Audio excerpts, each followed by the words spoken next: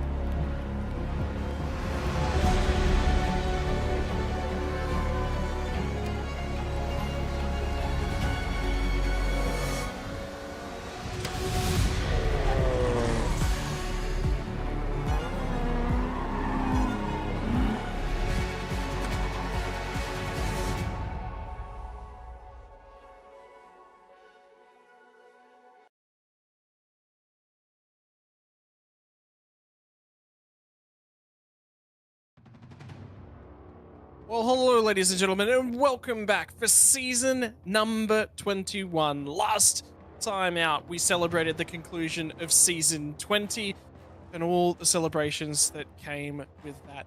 Tonight, we kickstart season number 21 and the run to December and the end of the year for 2024. And we're going to do that with pink is the color 250. Celebrations for the McGrath Foundation, with a lot of donations going on and a lot of support going the way of breast cancer. And the big thing for V8 veterans is all about the family that we make of ourselves, the family that surrounds us as drivers in our sim racing brethren. Well, tonight we celebrate the wider family as well.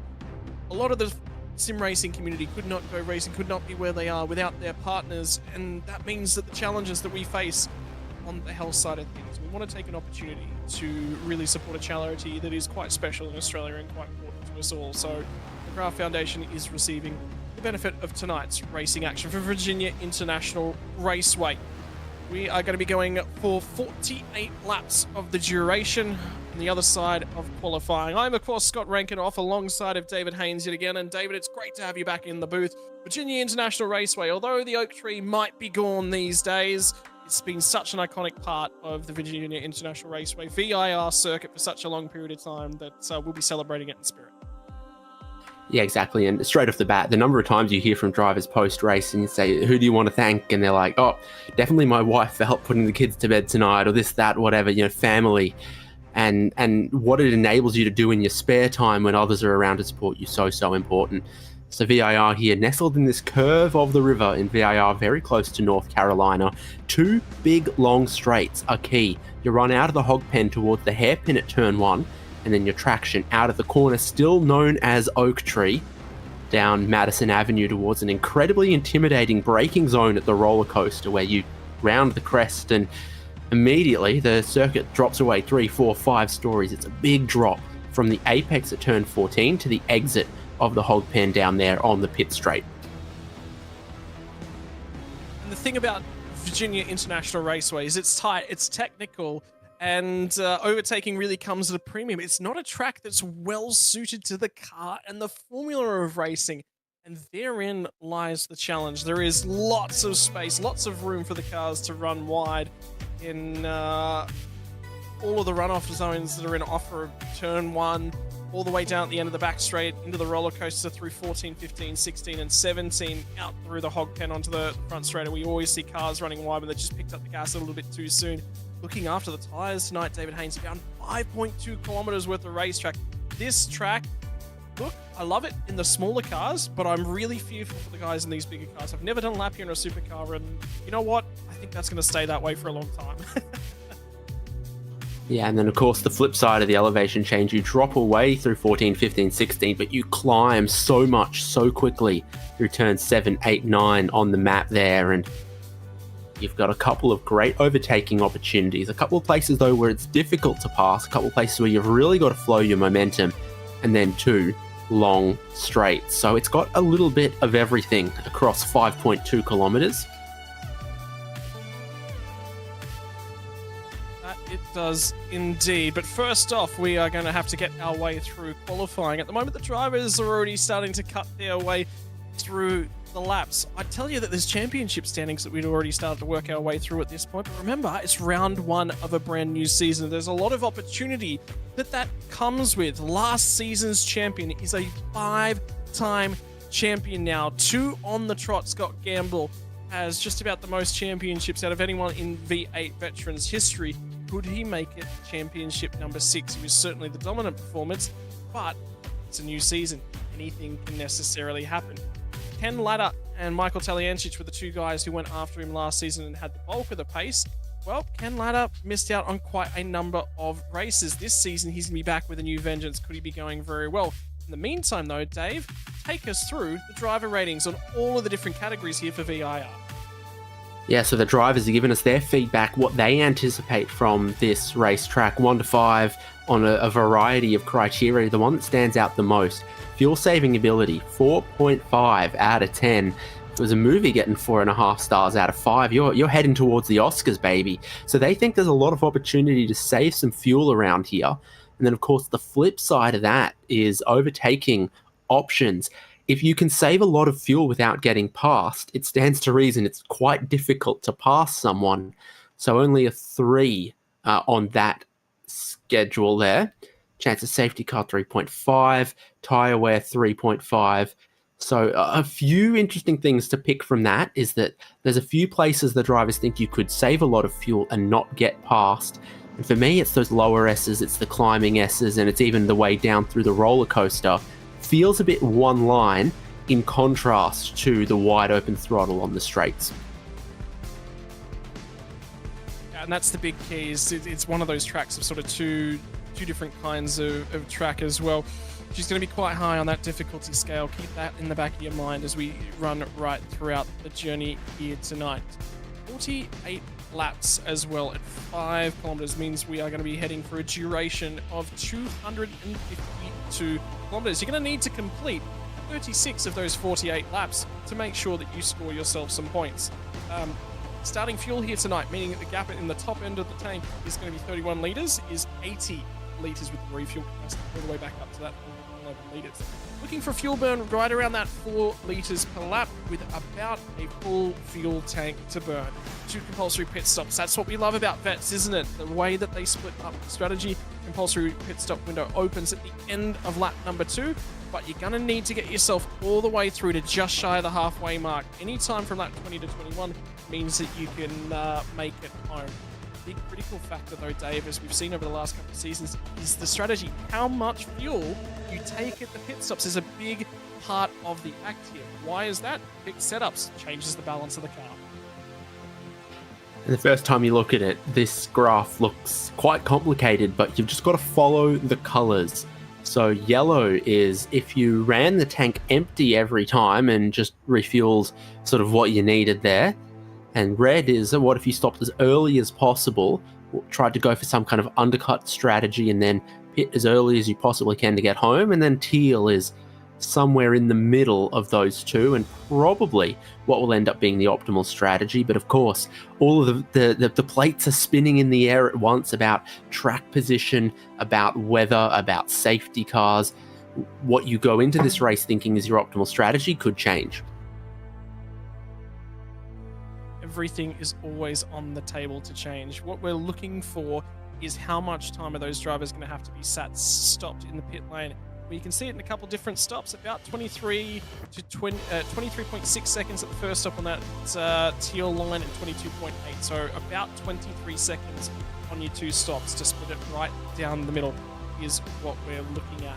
Carrying on right the way through from full tanks, you can sort of go that there are ways to get through this with only running out at the back end of the race as well, which will be really, really important to cover. Moving on now, we're going to have a look at the 10 rounds that are going to make up season number 21 for the RaceKraft V8 Vets Championship. Here tonight, of course, 250 kilometers from Virginia International Raceway. Next week out, though, we head to what is known as one of the classics in terms of V8 supercar racing. It's Road Atlanta, bouncing all the way over curbs for 50 laps, 200 kilometers the duration. Ockerschleben's been on the supercars calendar a couple times this year, and it's going to make its return here again for 200 kilometers and 55 laps on October the 3rd. Long Beach, though, 150 kilometers of Long Beach. It's going to be one of the shorter races last time out. This one was a blockbuster. Keep your eyes peeled for another. Road America, again, the classics, appears on the calendar once more for another 250-kilometer affair on October the 17th. Magello, one of the newer tracks. I tell you what, this track, the first time around, the reason it made it to the #1 video all the way back in, I think, May, end of the year, was the racing action decided the championship. It's going to make its way onto the middle of the racing calendar this time around. Won't be deciding a championship, but the racing action was wonderful regardless.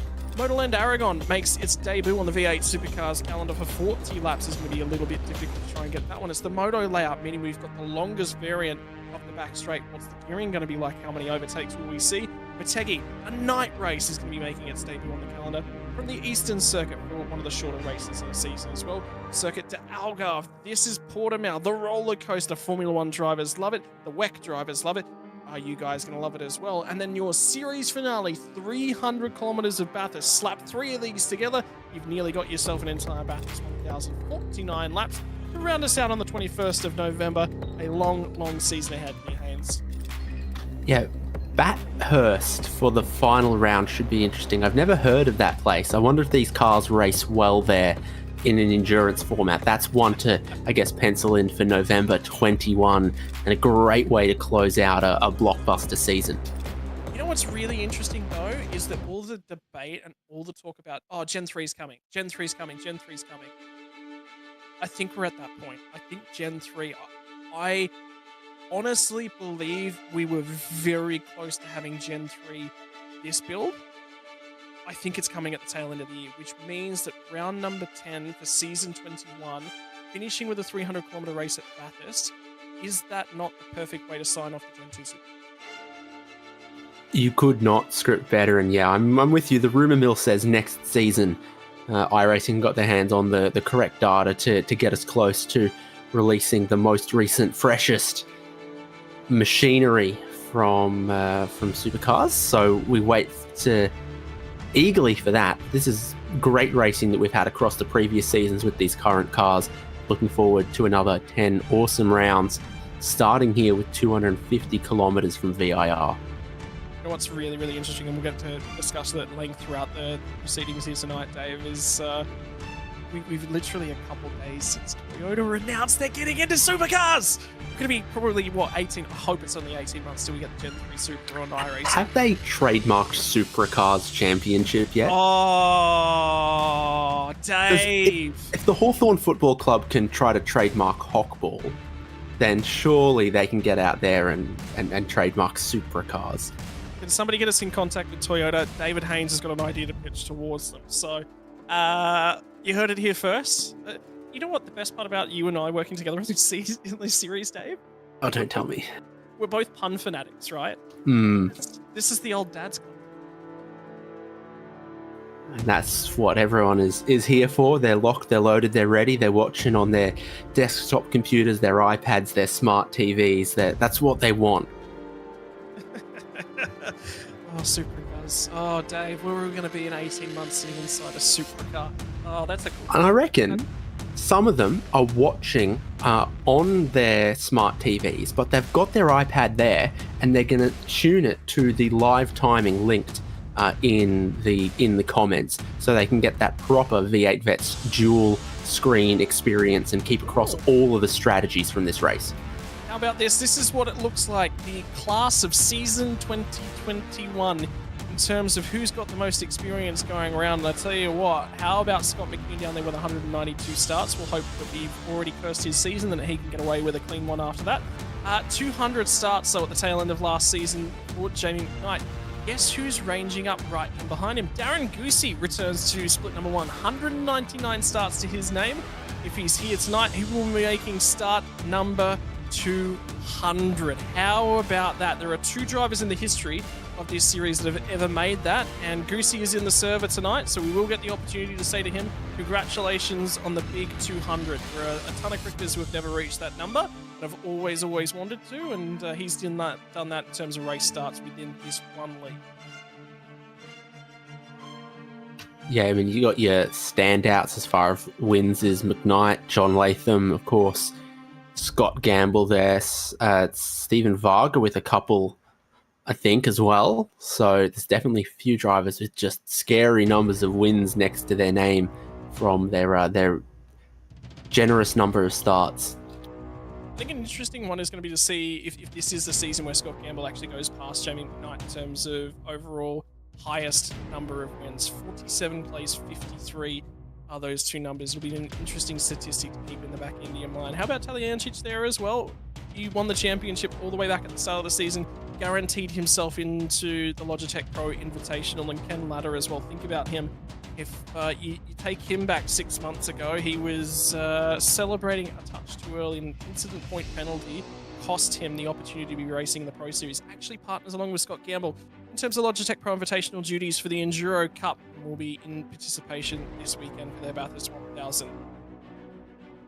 We're going to be taking a quick dive through the points scheme, and don't forget, I believe we've got our Zoom call drivers to have a look at in just a few moments.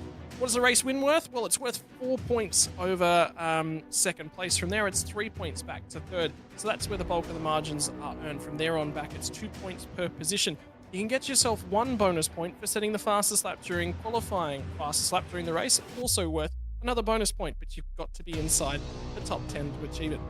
0 instant point race is worth 2 points. It's the most that you can earn outside of your finishing position. Leading any lap will net you 1 more bonus point. Staying out a little bit longer to try and pick up that metric, worth a shout. Leading the most laps, another bonus point. Being on the Zoom call, there's 10 free points for switching on your webcam and being social on a Thursday night throughout the season, Dave. So you'd be crazy. That's 5 spots across the duration of the season at any one time. Yeah, and I expect we'll see a few faces on the Zoom call, a couple of familiar faces. Oh, yeah, there's Travis Hunt, Scott McCune, Stuart down the bottom, and of course, we love the Dino. Tim Nicol gives us a hello. That's not worth any extra points, but we appreciate it, Tim. Good on you. Surely. Can we give him like a quarter of a point, a tenth of a point, please? Just anything. I just want to give Tim Nicol. Nah, David Kirby, you copycat, no extras for you. Don't forget Scotty Gamble, top left. Damien Cairns, Jason Fewens, Tim Nicol from Dave Kirby. Damien Cairns has gone for the hide now, doesn't want his face on camera whatsoever. They're all having a bit of fun with it, ladies and gentlemen. Those are all our drivers you're going to be seeing throughout the night as we have a look at them. In terms of pole position, Scott Gamble takes the first bonus point of the season, 148.4.858, the only driver down into the 44s. Ken Ladder on alongside of him on row number 1. Row number 2 is going to be Michael Taliancic, and teammate to Scotty Gamble will be Sean McNamara for 95 Sim Sports off of row number 2. Row number 3, Michael Stewart. And the reason Tim Nicol is quite happy in the Quantum Pecky's performance machine is because he's on row number 3, lining up alongside of Stewart. We'll slot 1 row further back. Damien Cairns, I don't know why he was hiding. That's one of his better qualifying performances. Troy Stone Street returns to a little bit of form as well. Paul Warwick and Mark Poynton are going to round out our top 10 because they've qualified nice and handily towards the front end of town as well. Outside of our top 10, Travis Hunt from Stewie Hall in the pink machine as well. Keep your eyes on those pink machines throughout the duration. You're going to see this track bathed in pink in a few moments. Logan Barnett from Robert Crisdale out of 14th spot. The 8th row of the grid is going to be Lorne Mackay, making his entry into Split 1 alongside of David Nash in the 801 Sim Racing entry. Michael Whiting a little bit deeper in the field than I think he necessarily would have liked out of 17th, and Chris Miller will line up alongside of him in 18th. Dave Kirby and Dean Flavell are going to round out your top 20. 21st and outside is Scott McCune from Stephen Varga on row number 11. John Gallen, his first entry inside a top split. Talked to him earlier in the week as well. Darren Crosby will be lining up alongside of him. Robbie Griffiths from JC Fewens outside of row number 13. Mario Reale and Chad Lewis on row number 14. Christian Smart and Brad Doble are going to be out of row number 15. And your top 30, Shane Randell outside of there. And a big congratulations to Darren Goosey on start number 200 out of 32nd spot. Gary Buckland and Halil Cesar. We'll get back to Stephen Kennedy and John Latham deep in the field. Matt Vanderkraan and Jeff Thomas. Looks like Jeff Thomas did not get himself a valid qualifying lap. Also want to shout out a big shout out up and down the switch. We've got a fair few new race controllers, including, by the way, Jake Burton's jumped into the DSO for split number 1 for this season, which is really, really handy to have him on board. Ladies and gentlemen, I can tell you we are off and racing from the front end of town. The first green flag for season number 21. Gamble from the front row. And how are they going in behind him? They've all managed to get through, but there are a couple of rows where they're 3 wide on the run out of turn number 1. Ladder's going to be off the outside of row number 1. Taliench is trying to shove the nose in nice and early, and have a look at them squabbling a lot deeper in the pack. Have a look at the 801 entry from David Nash, who's managed to get a reasonable getaway as well, and they're all crawling around on lap number 1. I get the feeling some tyre saving is going to be in order very early on, and have a look at John Gallen, who makes his debut in split 1 as well, trying to get aggressive around the outside there as well. The driver from row 2 who didn't get away well was Sean McNamara, dropped from 4th to 8th. He's been jumped by 4 drivers. Other than that, all order in the top 10, but it's that poor getaway, poor drop of the clutch from Sean McNamara that's cost him some positions on a very cool track, 20 degrees Celsius, 18 in the air. That's the way they like it for the V8 Contact up veterans. the S's. Yep, contact up and through the S's, and there's going to be a couple cars trying to recover themselves from out on the weeds. It is a lot of damage to Lon Mackay, and debut start in split 1 has not gone well for him, and I can tell you he is already on the radio trying to get that one have a looked at, and they will be looking indeed at so much damage to the front end of that car. That thing's going nowhere, and the photographer will have a good picture of what done it. But down the back straight, Madison Avenue towards the roller coaster, the field goes. Curved braking zone, but still a big stop in these cars. And have a look at Fewens that just does manage to get the spot away. We might be a few moments away from having our first safety car of the season as well. Safety car chances on a narrow track tend to be a little bit higher. Gamble leads the way at the moment. But the difficulty is, where do they all feed back in? Who is going to be coming after him? Is there any pace there for Ken Ladder, who's managed to get to second? I tell you what, Talianchis has had an issue on lap number 1. He was right with Ken Ladder, and now he's not necessarily got a whole bunch of speed. He's dropped a long way back. Drama's back there outside of turn 1. Sean McNamara losing more spots. He's ended up in a really difficult position because of that poor getaway. Now he's being tagged at turn 1. I was going to say there was somebody around. I was seeing somebody tumbling. I didn't think it'd be McNamara. So dramas have continued, unfortunately, for Sean McNamara. He had a lot of trouble in his debut season last time out in the V8 Veterans, and Lorne Mackay's still stuck, but he's a long way off the track. They may just leave this one. In fact, they have. There'll be no safety car. He is clear to tow. So that safety car they were looking for, and Sean McNamara has put the call into race control. I can tell you, Robbie Griffiths just got elbowed off the road as they run through the snake as well, through 5A and 6A. Oh, contact. Chad Lewis just bumped him again there as well. Will manage to come away with a spot. Finally, Griffiths is going to slot back in. Action at the climbing S's, and then they look both a bit wide of the apex, heading through that left-hander south bend that drops you away, and then braking zone here is really difficult as you continue to turn in an ever-tightening sequence, just looking for where you can open up the throttle out of Oak Tree to line you up down the long back straight, and you go uphill, you go downhill, then you go back uphill again. That's how long it is. Yeah, it's a wild ride. It's a beautiful ride as well, because there's a lot of trees, a lot of country to have a look at as you crest up the end here. Then you've got to try and get the car pulled up, and you can see the amount of smoke as somebody's already pinching brakes. There was a lot of discussion. I was talking to a lot of different drivers about the way that they approach the braking in these cars. And there's a lot of talk that, you know, you want to trail brake the car, you want to really rearward bias. A lot of guys were starting to find pace again by screwing the brake bias as far forward as they possibly can, up around 56 to 58%. Saves your rear tyres and gives you better drive in the long run. So look for that as well. You've got just a couple of cars on the graphic on the pit lane there, mainly because of damage in this early stint. It's only just now that the compulsory pit stop window opens, if I've read it correctly, and for Matt Vanderkraan, he's got dramas because he's already overshot his group. Yeah, and not unfortunately the qualifying performance Vanderkraan was looking for. In fact, I don't think he set a valid lap time in the session as well. So that's to deal with, unfortunately. Keeping our eyes on our debut driver in John Gallen, who's excited to be up into top split for the first time. Has been working his way steadily through the last couple of splits, and the exciting fact for season 21 as well, David Haynes, expansion to 4 splits. There are 4 splits, 180 drivers registered for this series, most popular in the country. More people seem to be turning 40 every day.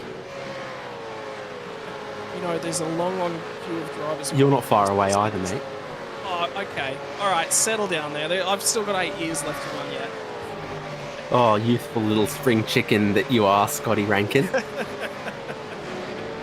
I'm starting to feel older by the second, Dave. Thank you for that. Michael Stewart, though, has had a good getaway up the pointy end of the field. It's been good to see him doing well and return to form for Stewart. Up into 4th spot. He's running with Talyancic as well, so showing a fair bit of speed in the early stages of this one. He'll be happy with this. Now, I've seen that graphic on his wall before. Pretty sure VIR's on there to scale. I can't pick it from this immediately. But yeah, a lot of great race tracks he's got. He's on a good one right now, running in the 4th position. You can still see Scott Gamble, Ken Latta, they seem to have a little bit more pace than everyone else. Now it's like trying to play Where's Wally? Well, I can tell which one's Le Mans, I can tell which one's the Nürburgring, but good luck with the rest of them. Oh no, I can make out...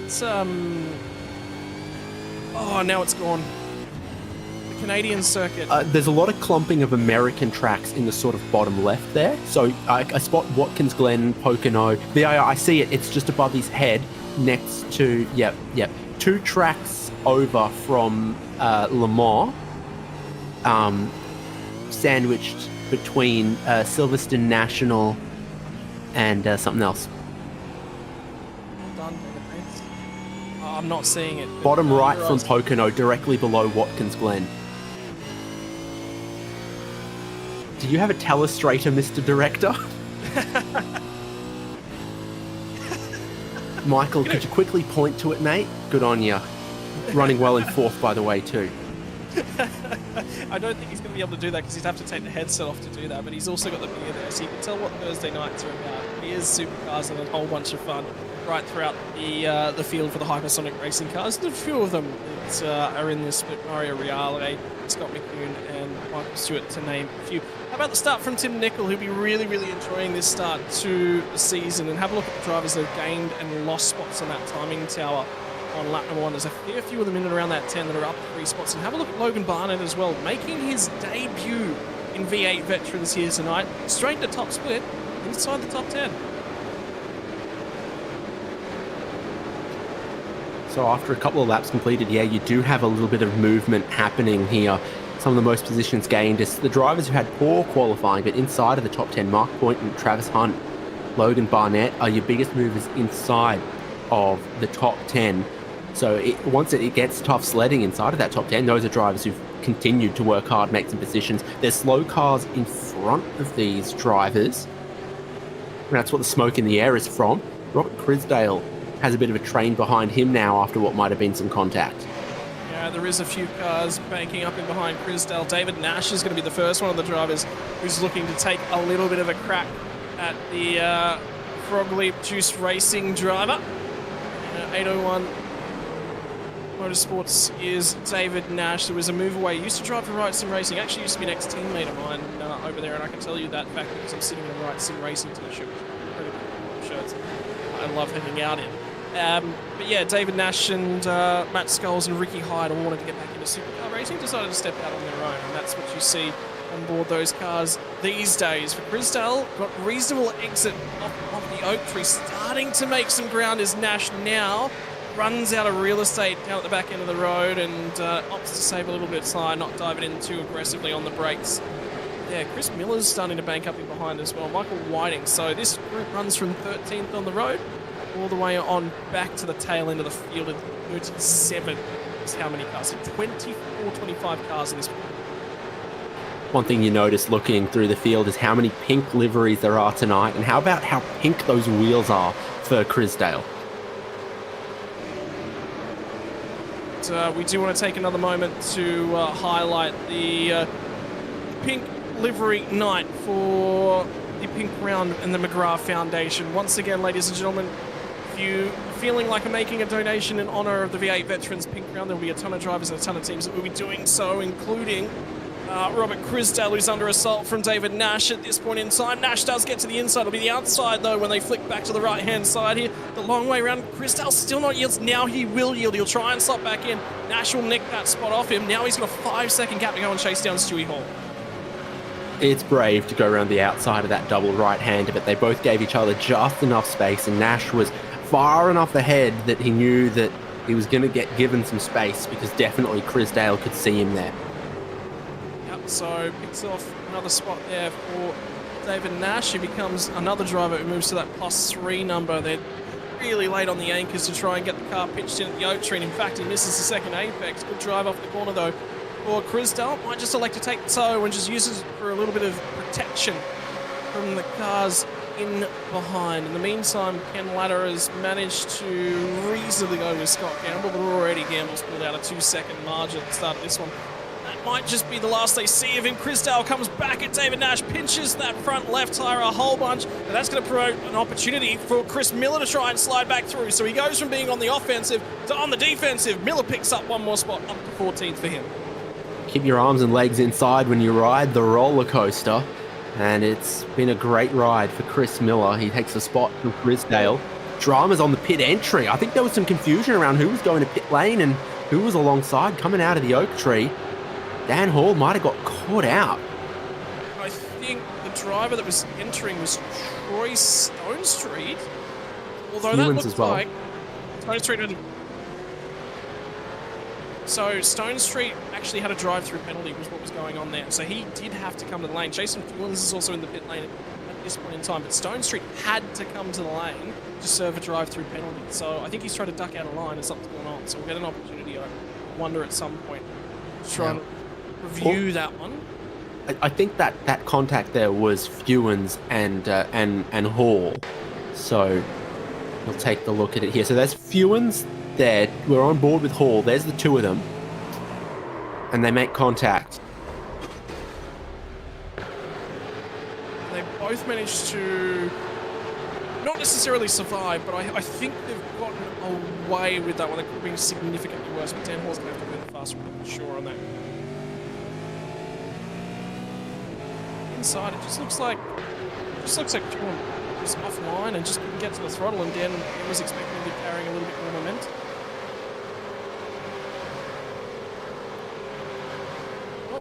So I don't think Fewens wanted to pit, but he ended up there and, all right, I might as well or something.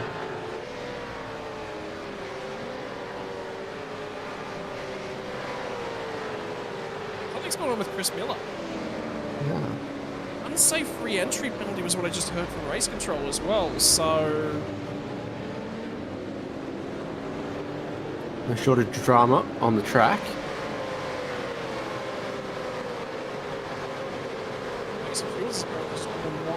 He's just in front of...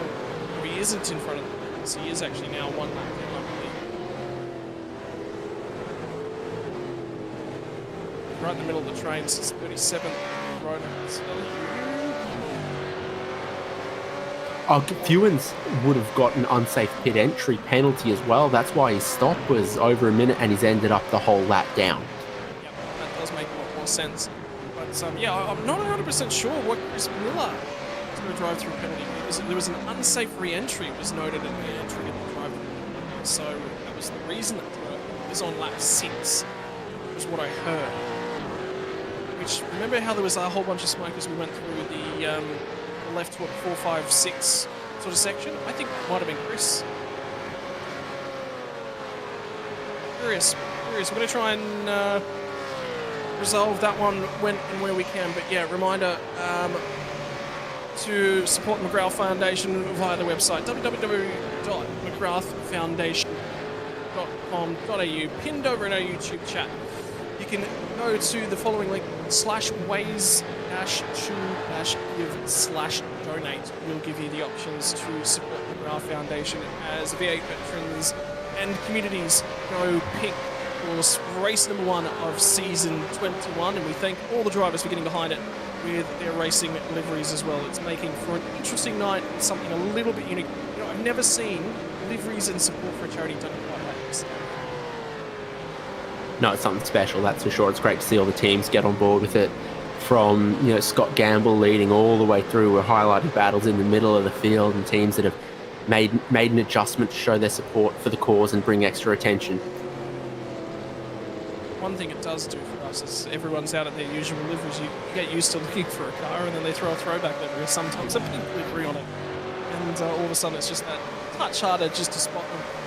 But yeah, either way, it is currently the 543 machine resuming service as usual in season 21. He's been so dominant over the last 6 months, and I didn't expect anything to change season 21, and it hasn't. I can tell you though, Ken Ladder's starting to have some struggles because Michael Taliancic was riding nice and easy in those first few laps. Remember how I said he dropped off the tail end of these guys? Well, he has caught back up to Ken Ladder. He's shaken Michael Stewart just a little bit. And looks like he might have just been sitting on the tyre just a little bit as Michael Taliancic.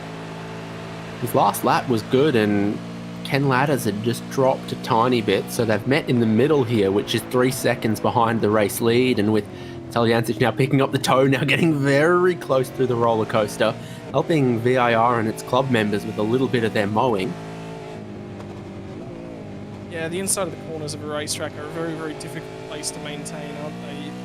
We see the track verges start to pick up more in cement and bits and pieces, and sometimes you think, oh, well, that changes the track surface, that changes the... And you look at it from a maintenance perspective, you know, if that wasn't there, the amount of effort they'd have to put up to re-grass the inside of curbs and all those sorts of things, would be a horrible spot to do the landscape. Stuff grows like crazy around here though, and it's why they had so many tobacco farms and why they had to come up with other things to farm lately. It's rich soil that grows just underneath it though, so it'll be the benefit of it. But now, Michael Taliancic has got some decisions to make. He tends to prefer to run very long on the strategy too, David Haynes. He likes to run that tank drive.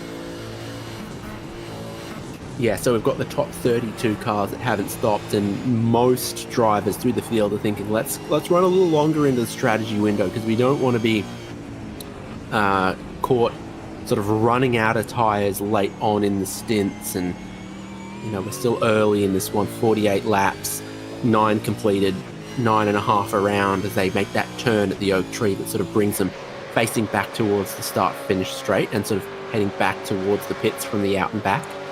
Interesting to note, Troy Stone Street's just ducked into the lane for a 28.5 second stop, so he's taken the bulk of his early fill. Got that out of the way. About 10 laps on the board as well. It'll be around 40 litres, so it'll be a 70 litre-ish range. David Kirby is also taking up mowing. Blue Fishy Motorsports outfit, and that was a long way off the track as well in an interesting spot. So I wonder whether or not he's lost it at the exit of the oak tree. The pavement on the outside, oh, he didn't even get there, and he's looped it. So you can hop a lot of the curb and spin up the inside tyre here. Decent hop of the curb, and yeah, that's what's done it. I don't think that's any contact or anything. It's a bit too much throttle, a bit too much curb. We destroyed a diff doing that one time. Interesting. And yeah, for Dave Kirby, a rear end that wasn't consistently applied to the ground was the prevailing issue in that one. Ton of damage to the 77 machine, and he was on race control earlier on for them to have a look at. That might have been what Chris Miller might have been black flagged for, to be honest with you. Because it did here.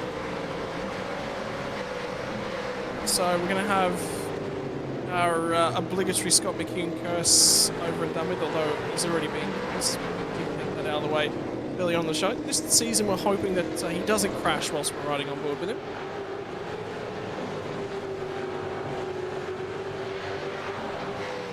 Really got that California lowrider style. That left hand spends more time on the gear shifter than on the wheel. Have a look at the motion rig that's going on there as well. The seat wiggling all around, the rock and the roll. I'm going to go and visit Chris Blanchard's sim rig in a couple of weeks' time, I tell you. But he's actually part of race control this season.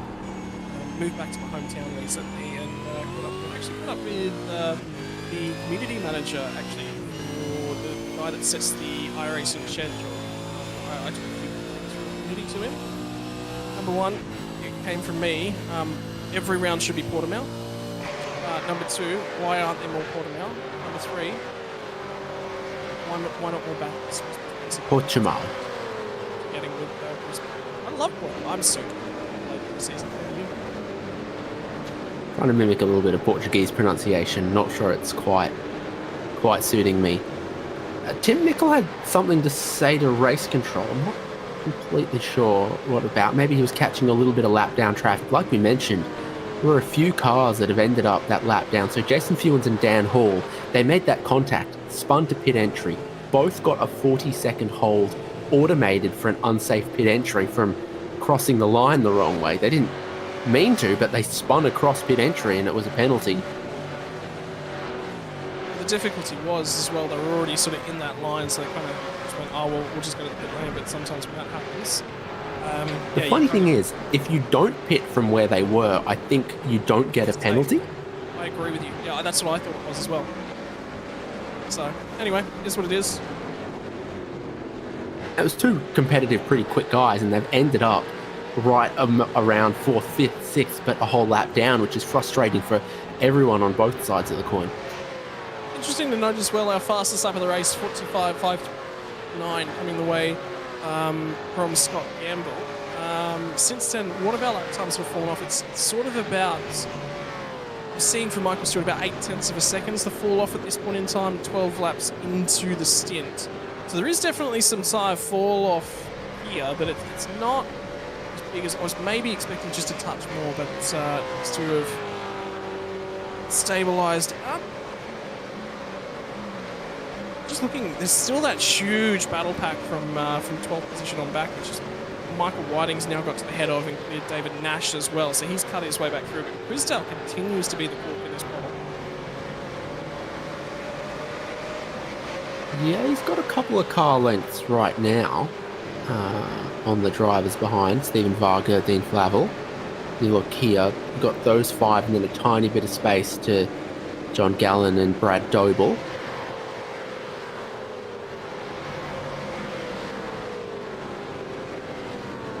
It's just sort of trending at the moment to a quiet race. I don't think. Why'd you say that? Why you got to say something like that? Because I'm trying to spice the race up. I'm trying to generate the entertainment. Hashtag manifesting.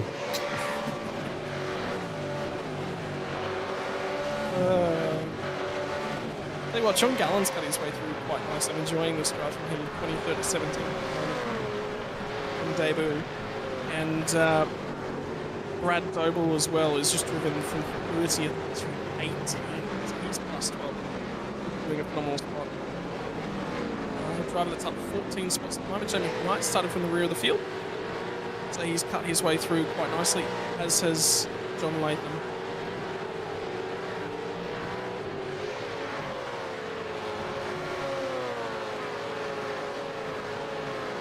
Welcome to SimSpeed Radio. Going out with our latest hit. It's Supercars at VIR.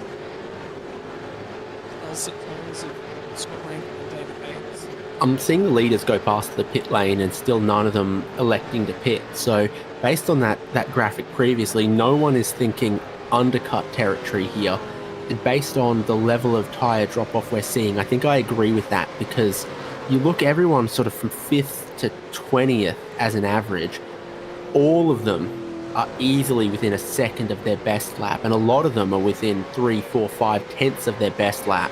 What's holding them back right now is the traffic and the battling, and not their tyre life. So if the drivers in front of you aren't dropping off lap time big time and hurting their tyres, an undercut isn't going to gain you much now, and then just puts you in a difficult position for later on. So the cool temperatures of 20 degrees Celsius, I think, helping the tyres a bit, and leaving everyone out there a bit longer, because the undercut's less of an enticing possibility. I think it's interesting to note with John Latham, I think he's a really, really good point to sort of keep half an eye on. He's plus 17 at the moment, and chasing down Gary Buckland as it right. So he's probably going to get that move done and done reasonably I wouldn't expect there to be too much of an issue. So if you haven't got the pace of the guys around you, you're able to just sort of set it up and have it crack. So it does take some setup. That's the important thing. It definitely does take some setup punch to ride on scene, get the overtake, and get out of there. It does take some setup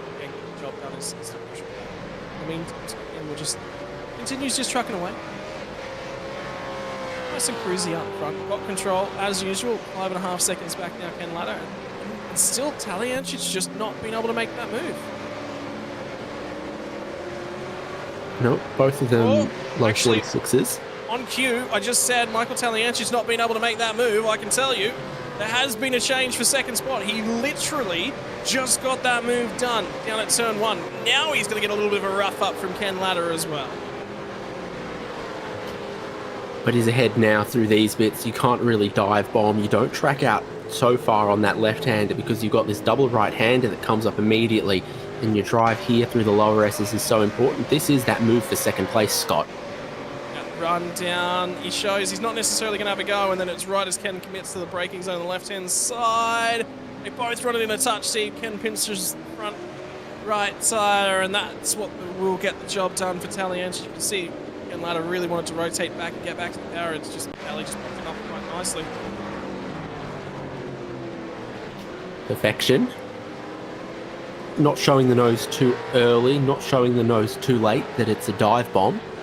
Just in time to outbrake down the inside, put some pressure on Latter, who then maybe locked up a little bit on sort of driving, looking in his mirrors, and then the move was done.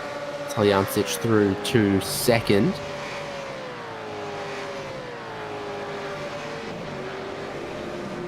Ken Ladder, this will be interesting to see what his pace is like as well, because if he does start to fall away just a touch, that's where Michael Stewart might just pull himself back into the equation now as well, as he sits fourth on the road. Feeling, is it in Ladder's best interest to come to the box early? Well, the problem is if he does, he's going to feed back out the traffic, and that will be a huge issue. It might work to, pit 1 or 2 laps earlier than your rivals, but when you do pit before them, you can't guarantee that they're going to pit 2 laps after that. You don't know what they're going to do if you're the first to make the call. Deeper in the field, there's a few that are going to pit: David Nash and Brad Doble. Nash, I think, he's pit up about 13th spot or so. Michael Whiting's starting to cut his way back through. Don't forget, Blake Delaney, Michael Whiting finished quite high up in terms of championship standings on the podium at the end of last season as well, so they'll be hoping for a strong run. Out of sequence is Whiting in terms of qualifying. I tell you what, Logan Barnett was just off the road, actually, so Michael Whiting just got a freebie out of that one. I have no idea how Barnett ended up so far wide. It was down off of turn 3 as well. Was an interesting one to keep an eye on. Continue with our eyes on the battle up to the oak tree of Michael Taliancic and Ken Ladder at the moment. It's 27 pit stalls here on this configuration of VIR, and the pit lane speed limit is 60 kilometers an hour, or as they'd say here, 37 miles an hour with a cheeseburger upsized, please. Nobody talks about the good able to protect.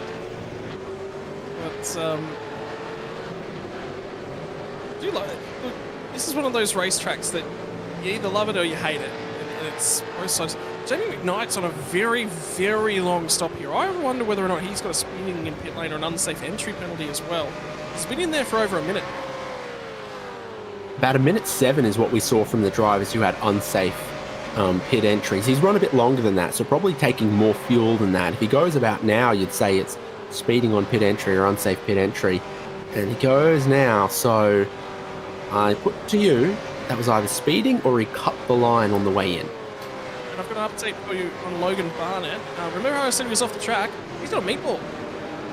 So he will take the fast repair this time by. He was inside the top 10 was Logan Barnett on debut. And remember how I said he ran wide at turn 3? He did run wide. He ran very wide at turn 3. Was the front end already off that? No, it wasn't. It just popped off right there. I have seen a BMW do exactly that. Run out wide in this corner, make contact with the tyres, knock the lights out, and then disappear into the darkness. So So he's definitely done some massive damage to the right-hand side of that car. And will now take a transit through the pit lane, including a fast repair for him. John Latham, I think, just went to the pit lane as well, and I think he's just rolled off and out. So he was the biggest mover in the early phases of the race. He's going to go for a little bit of an undercut because he was catching a host of traffic just ahead of him. Rejoins in 26th spot, just behind Chad Lewis. Reasonable run from there.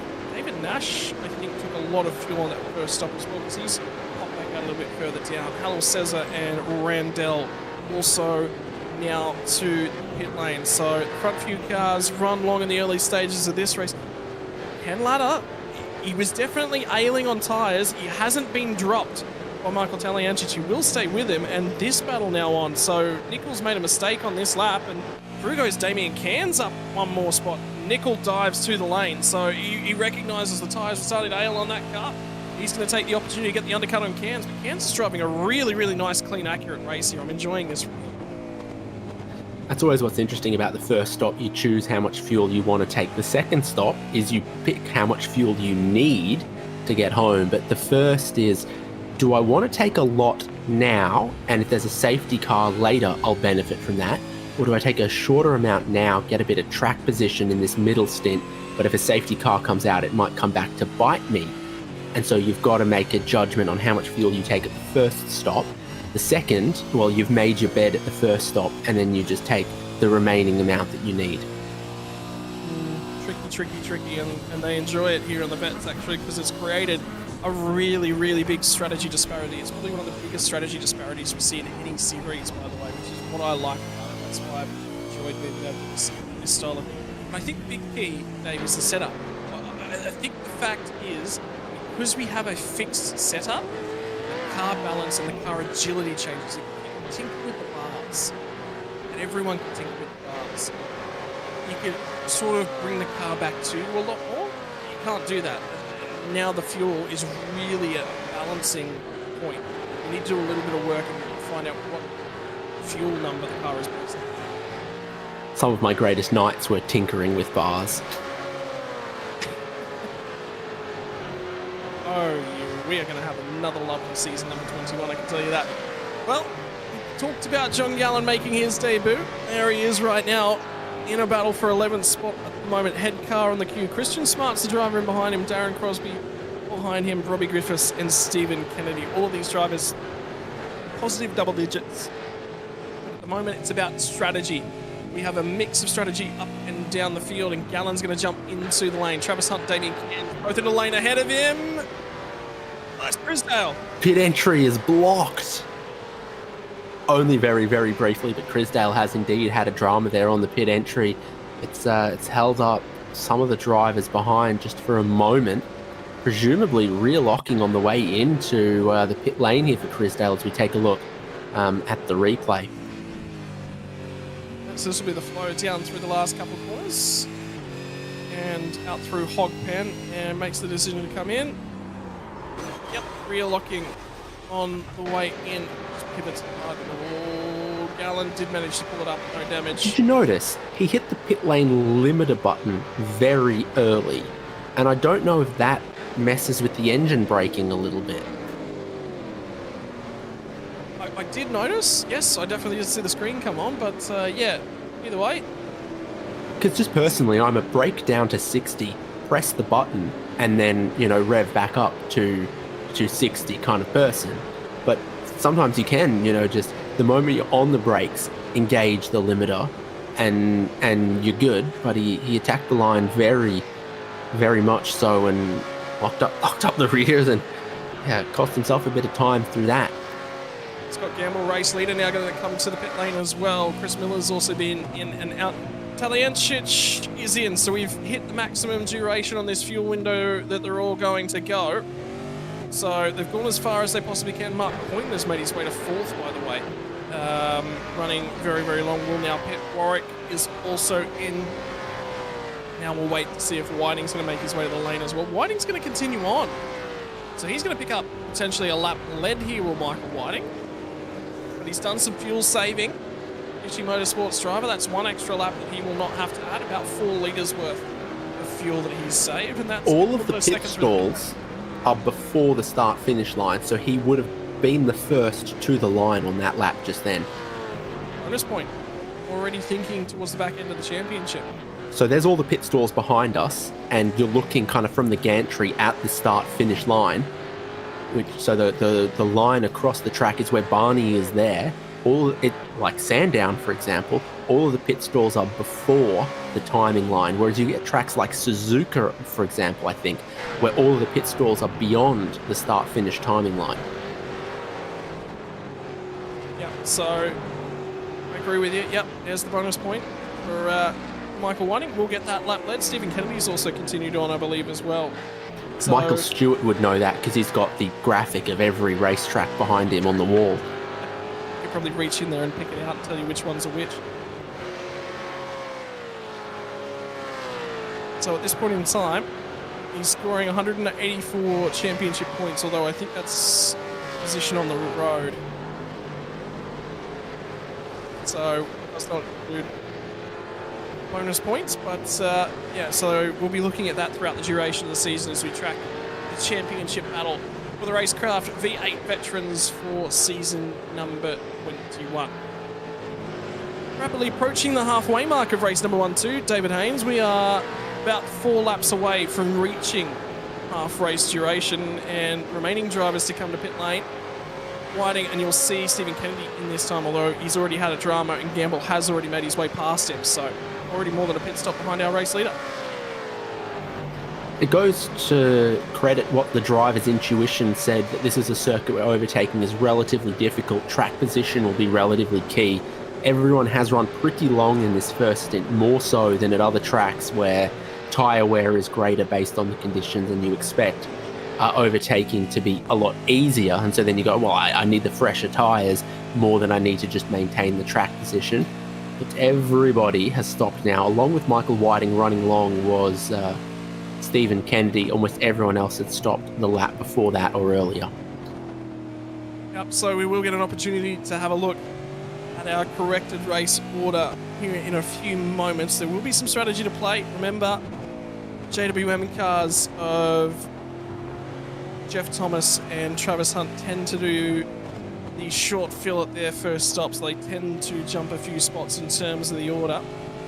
So you will see them pop out just a little bit further up order than they normally would be. Although, I'll tell you what, the next 2 cars on the road that's actually ahead of Travis Hunt are Paul Warwick and Mark Point, and they've both had shorter stops than him.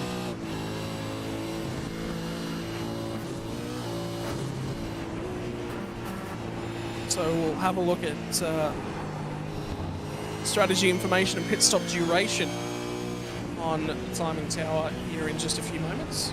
I reckon Travis Hunt is the driver more likely to pick up a shaver shop sponsorship.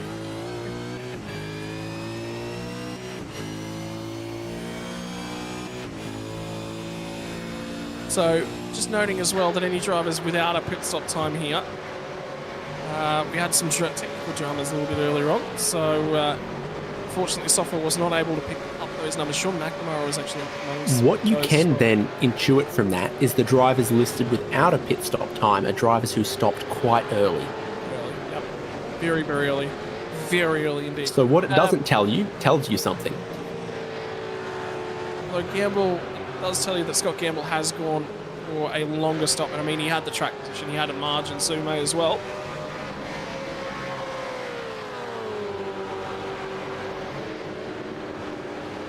So McNamara has indeed cut his way through. Anyone without a number next to their name was about lap 12 or before was where their pit stop actually happened. So worthwhile keeping in the back of your mind, including Chad Lewis, who was just a long way down the timing table, Matt Vanderkran as well.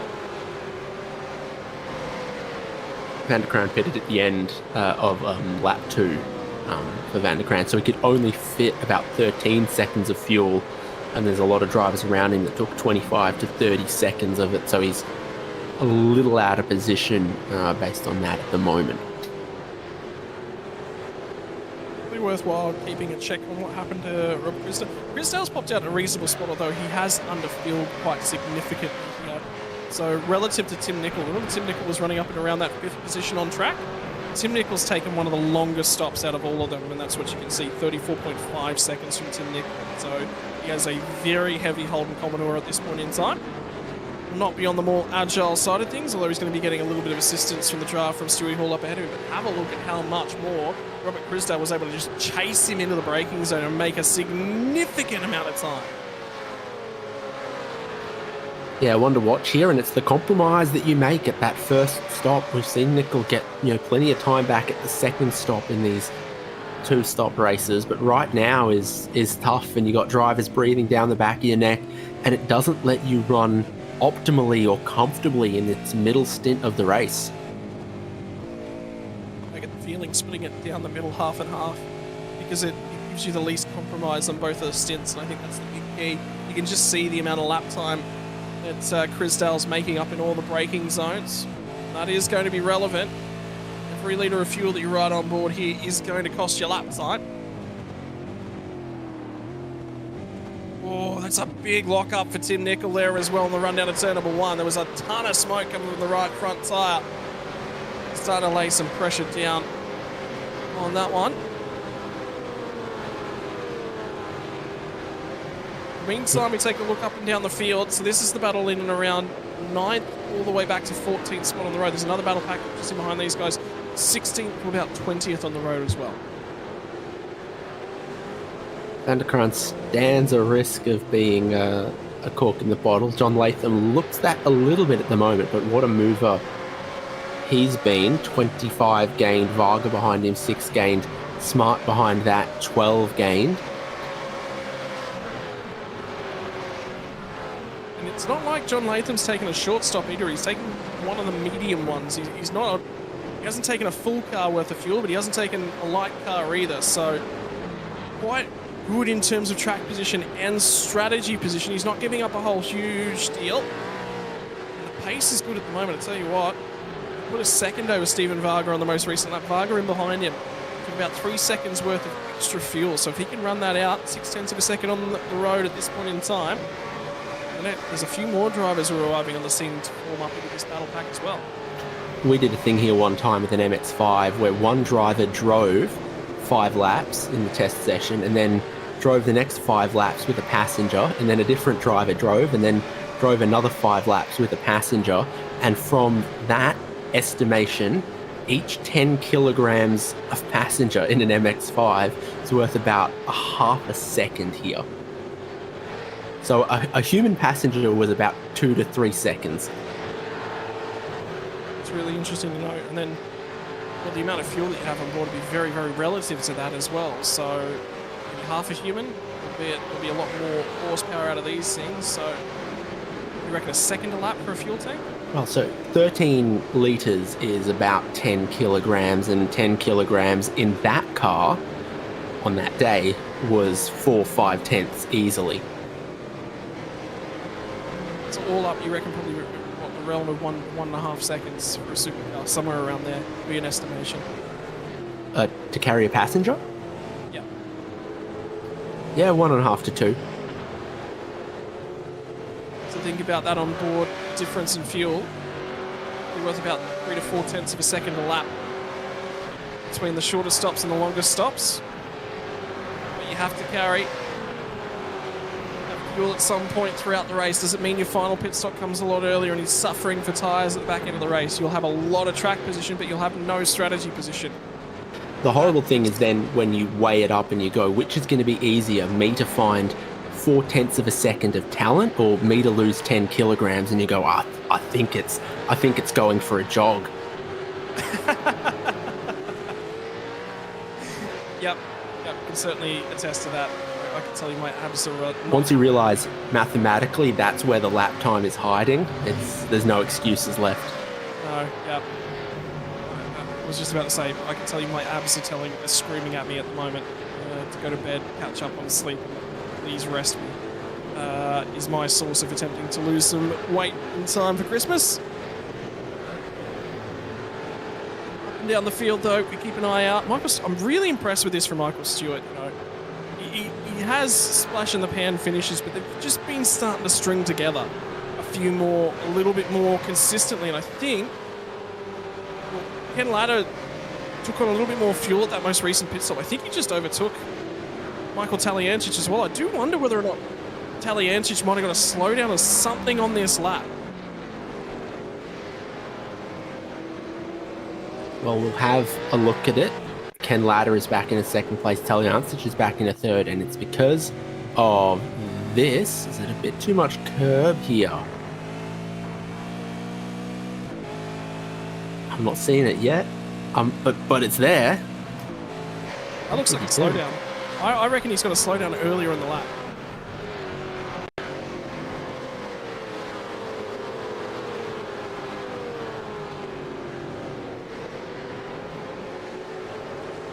Brad Doble has just had an issue of some description, and he's actually automatically towed. So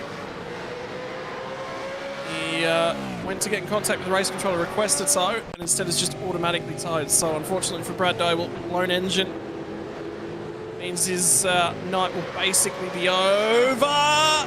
Yep, that'll do it. Trips over the curb.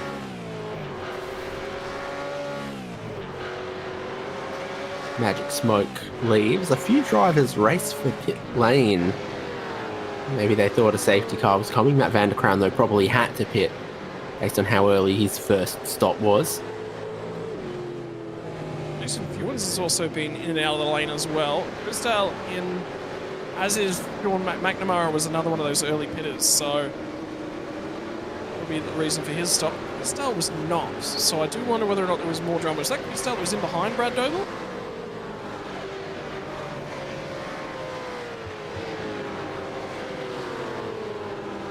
Might have been Michael Whiting who got lucky and didn't get contact on the front end of his car. You just see that he was loose and out of shape right the way through the complex, and unfortunately into the barriers for Brad Doble. Had a string of strong finishes last season, made his way back in for this season, but it's not going to start well for the driver of the 302 machine for season 21.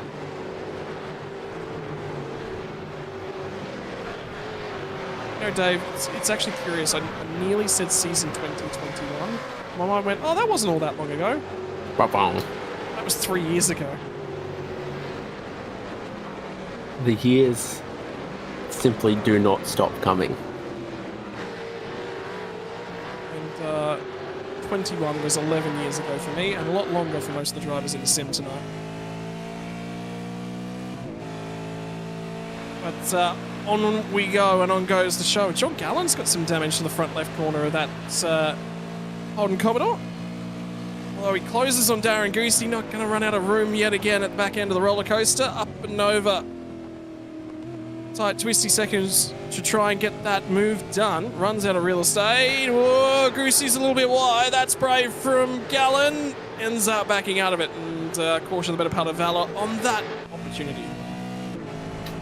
I've seen it done before, but it's not particularly well advised, and it's the kind of move you think, what if I don't pass them here and I just get a good run out of Hogpen, because then I can challenge in towards turn one, and because it leads onto such a long straight that follows into such a great overtaking opportunity here, you don't normally risk it at Hogpen when there's another great opportunity just around the corner. And he has managed to take advantage of that opportunity, although Goosey's going to try and fight it back down the inside, finally will yield before they get to turn number 3. Gallen picks himself off one more spot, although that car has indeed been in the wars. So it hasn't been the cleanest start to his split one debut for John Gallen, but he is on the improve, and that's all he can ask for tonight's action. We'll do another check-in with John Latham, because I think he's lurking on the fringe of the top 10, by the way, as well. Well, he's in 12th with 28 positions gained according to my scoring. Our graphics might say something slightly different. It says 24 because it sensibly doesn't count him as having passed the pace car. But many a good driver, many a talented supercars driver has passed the pace car before. Jamie Winko. That's good. We've worked that out. You're on my frequency.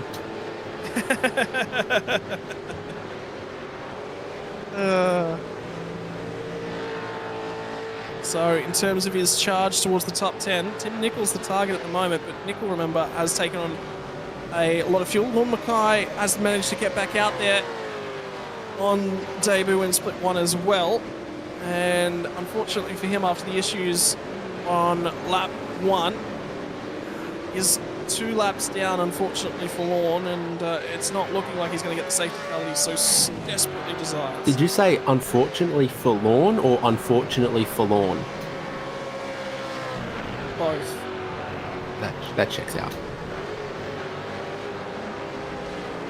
Probably the only driver in the field you could name by throwing 2 darts at a map of Australia.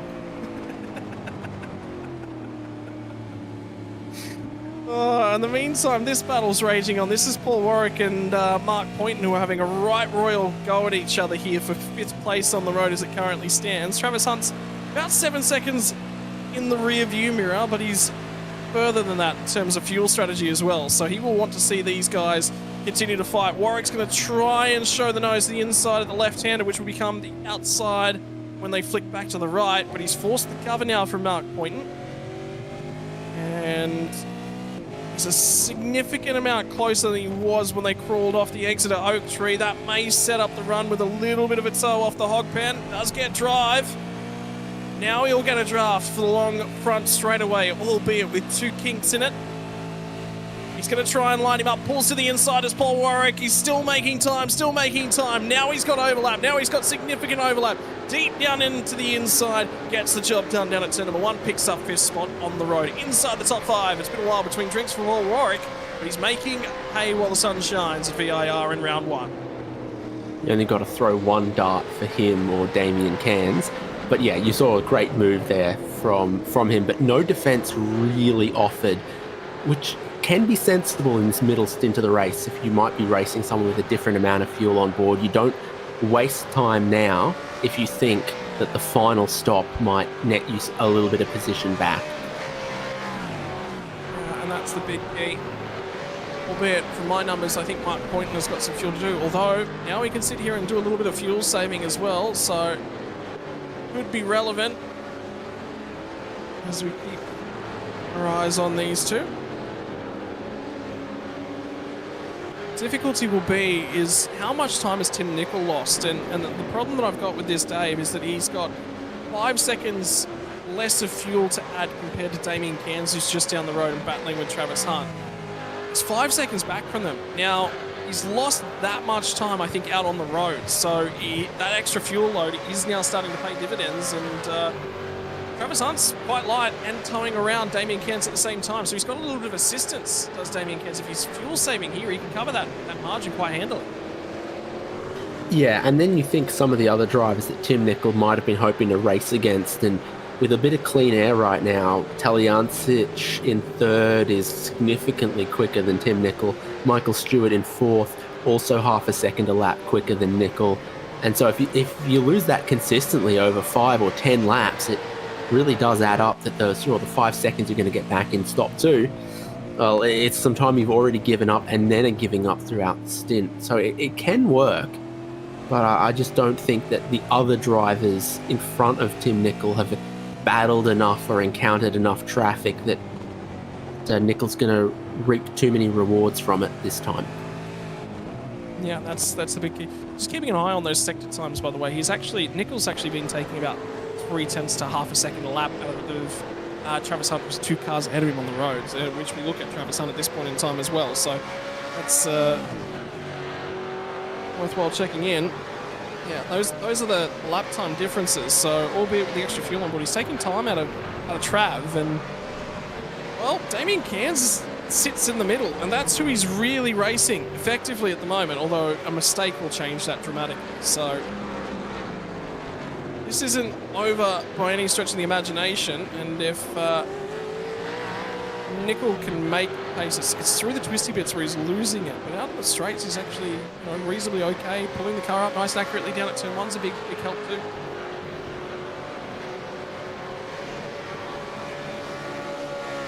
So we follow along the back straight. You stay to the right-hand side of the road as you brake and then bring it across to the left, because the tightest point of the corner is the right-hander, and then it opens up to the left again. So it's a curved braking zone right at the last bit as you're making some of the final downshift, and continues down the hill as well.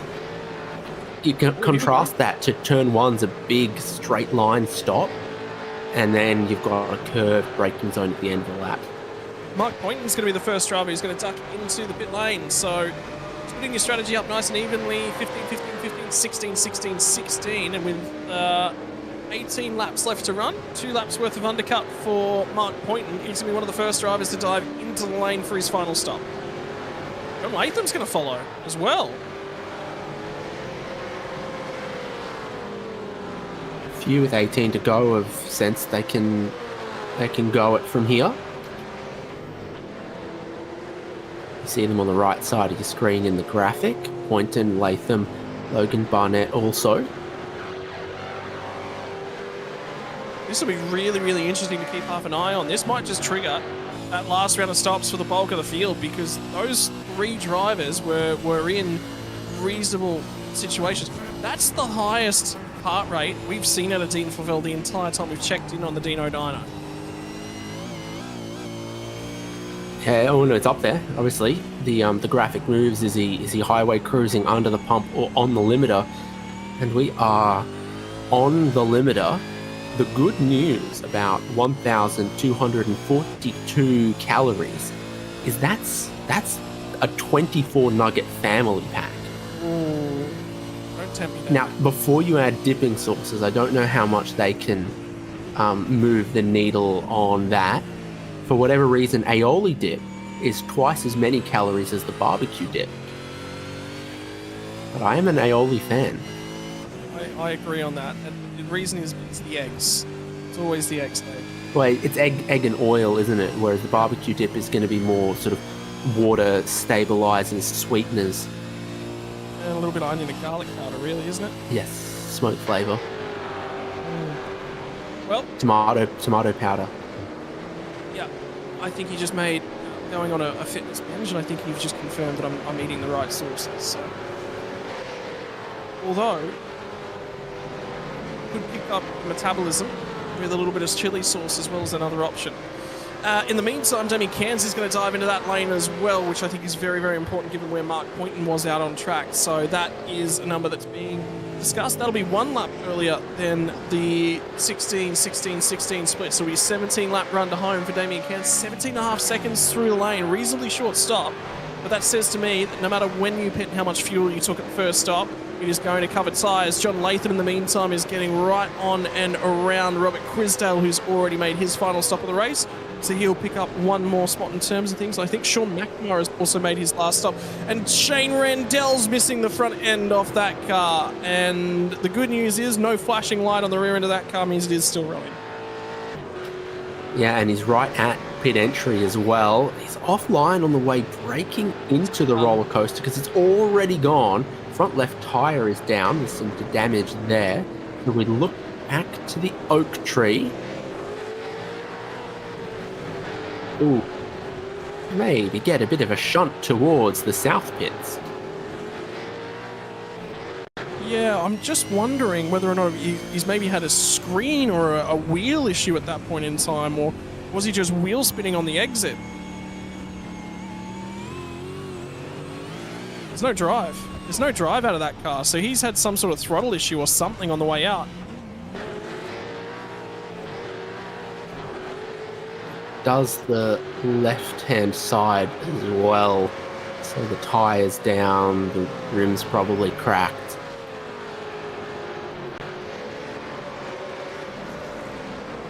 The good news is he's not suffering from the same issues that the Gen 3 Mustangs are at the moment. The engine stayed alive. It's disappointing for Richard Tenoy. How big was that moment, the Sandown 500, though, when he's doing, what, 210-ish kilometers an hour and the engine and drivetrain just seizes? That's insane because he's like, oh, something was kind of wrong with the car. I noticed 100 meters earlier, but that happens. Do you know to...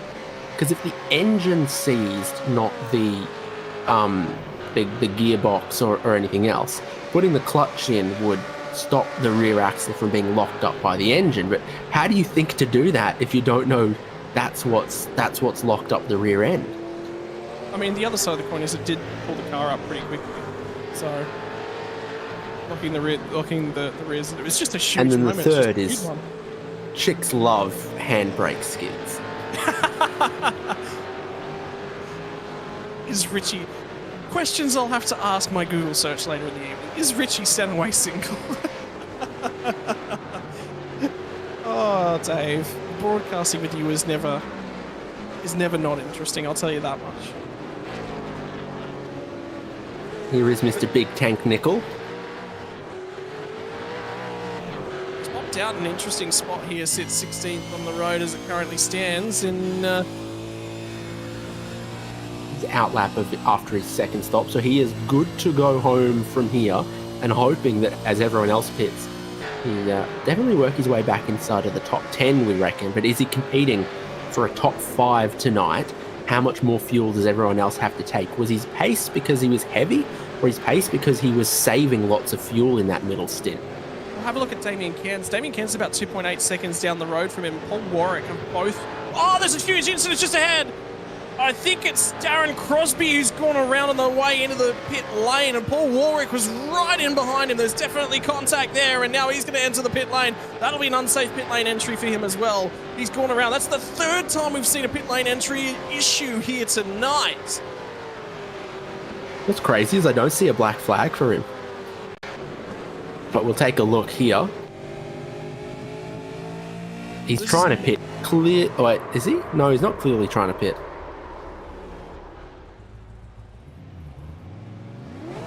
Does confirm that it was an unsafe pit entry for him. He was doing the battle here. This is new versus old tyres. This is Paul Warwick just after exiting the pit lane as well. It's just clumsy from Warwick. He didn't need to be that close to him. Yes, his race is being compromised, but time the run is the advice I'd be giving. So it's a super painful hold for Darren Crosby as he went across the hatching. It's an unsafe pit entry. There's no discretion given to those iRacing penalties. You're either in the line or you're out of the line as you enter pit lane, and it said, well, you cross over that line as you entered pit lane. And that doesn't care that he got shoved. Well, Flavel's in, and he'll be attempting to reach for that 24 pack of nuggets through the window. We'll see how that one gets delivered. Meantime, a host of drivers continuing on without taking their final stop. Ken Latta has made his final stop. Travis Hunt's up to third spot on the road, albeit that will end up getting corrected as the strategy starts to decide itself.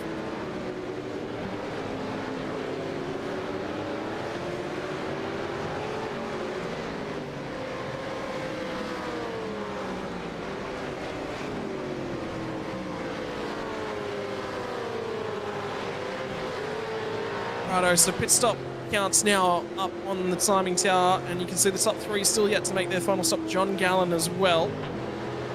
And Chris Miller still hasn't made his second pit stop after serving a drive-through penalty. Has been to the pit lane twice, has not stopped the second time. And their most recent pit stop lap as well. So Scott Gamble on lap 19. And we're getting close to double that distance now. There's about 14 laps left to run. Actually, there's less than that. It's now down to 13 laps left to run. This is our effective race leader of the cars who have made their pit stop.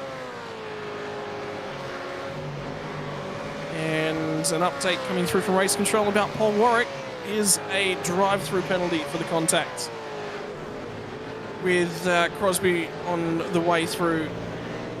Triggered the unsafe pit lane entry, which is disappointing. He was in a good spot. He was driving very, very well and looking on for one of his best finishes in V8 Veterans history was Paul Warwick. And that one clumsy little bit of contact, Dave, sends him tumbling through the order once he serves that penalty. Hunt now in as well. Yeah, a drive-through penalty for that. Crosby, Spills, Young and Nash.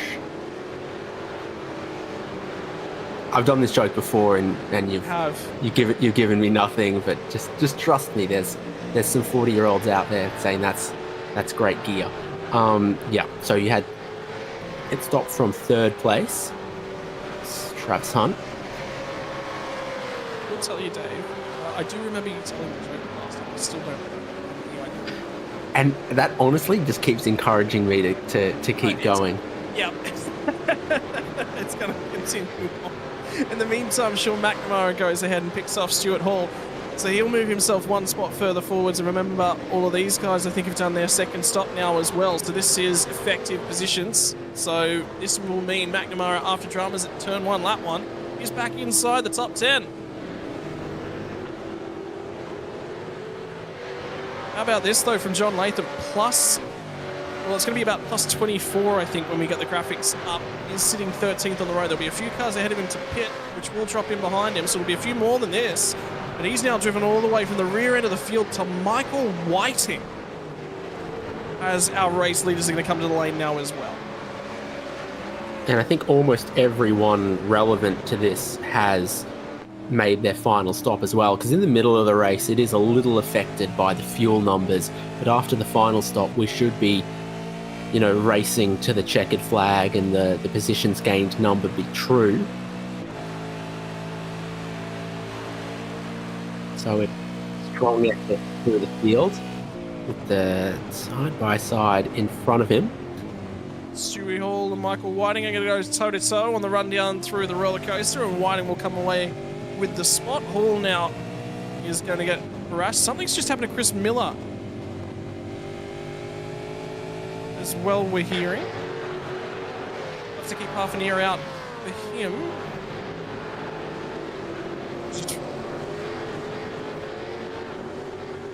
And by the way, John Latham, that overtake with Stewie Hall, he's going to now get down to the inside of him on the run out of turn number 1. A little bit of RG. Yeah, okay. Well, that'll be what Chris Miller is a little bit upset by. That's Dean Flavell just ahead of him. I've heard of these smash burgers before. Food jokes. I get food. I don't think Flavel did a whole lot horrible there, but you've got all of that paved sort of overrun the other side of the curb, and when that disappears, it has the effect of narrowing the racetrack for the car on the outside. Interesting just to keep half an eye on how the way that one goes. Chris Miller's now made his final pit stop as well.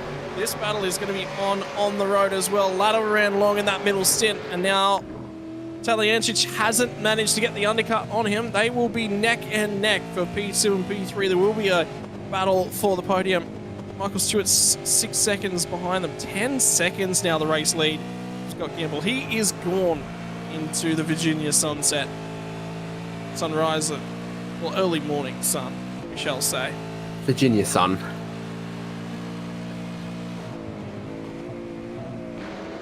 But the field seems to have sort of run its course. This is about the closest battle we've got out on track. John Gallen will finally pit and drop down through the field. I think that is going to cleanse us completely and utterly. That will be the last pit stop that we were waiting for.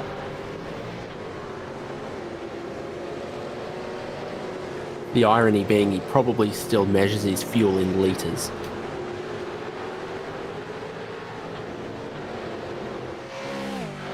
Well, racing has been intense here from Virginia International Raceway. We head into the final 10 laps of the race now. Under 50 kilometres to go. Will be in a few moments' time. Scott Gamble's had it all his own way. Ken Ladder and Michael Talyancic have had this incredible battle for second on the road. John Gallen's going to rejoin with fresh tyres outside the 20. And he's going to get harassed on his way out of the pit lane. Looking to try and make use of those fresh tyres. And Scott McCune, after having damage early, has managed to hold him off. Albeit, there will be 5 laps differential between the tyres between these two. Serious little group going for some positions here then. McCune, Gallen, Stone Street, Chad Lewis. Not all that far behind Logan Barnett and David Kirby. A couple of drivers that their name came across our lips early in the race for some difficult reasons. Kirby been off the road, Stone Street been off the road. Stone Street qualified well inside the top 10 too, so he'll be annoyed with that one. Because it was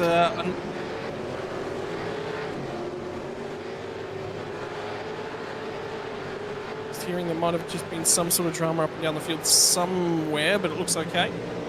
Yeah, Troy Stone Street started out at 8th spot here tonight, so there was an opportunity for a bag of points for him if he just finished there, but not gone that way, and he struggled to cut his way back through the field, unfortunately.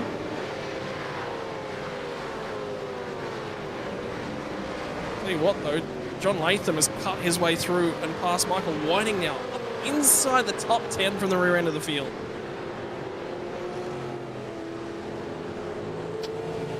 Worked out pretty well right now for John Latham. He's ended up ahead of these drivers. Whiting lit the tyres up a little bit, bouncing over the curb there in the lower S's. Typically it's flat out through there. Depending on the car, you can be flat out up the hills. It's not in these things. No, you've got to balance that car and balance the rear differential as well. Everything that's going on.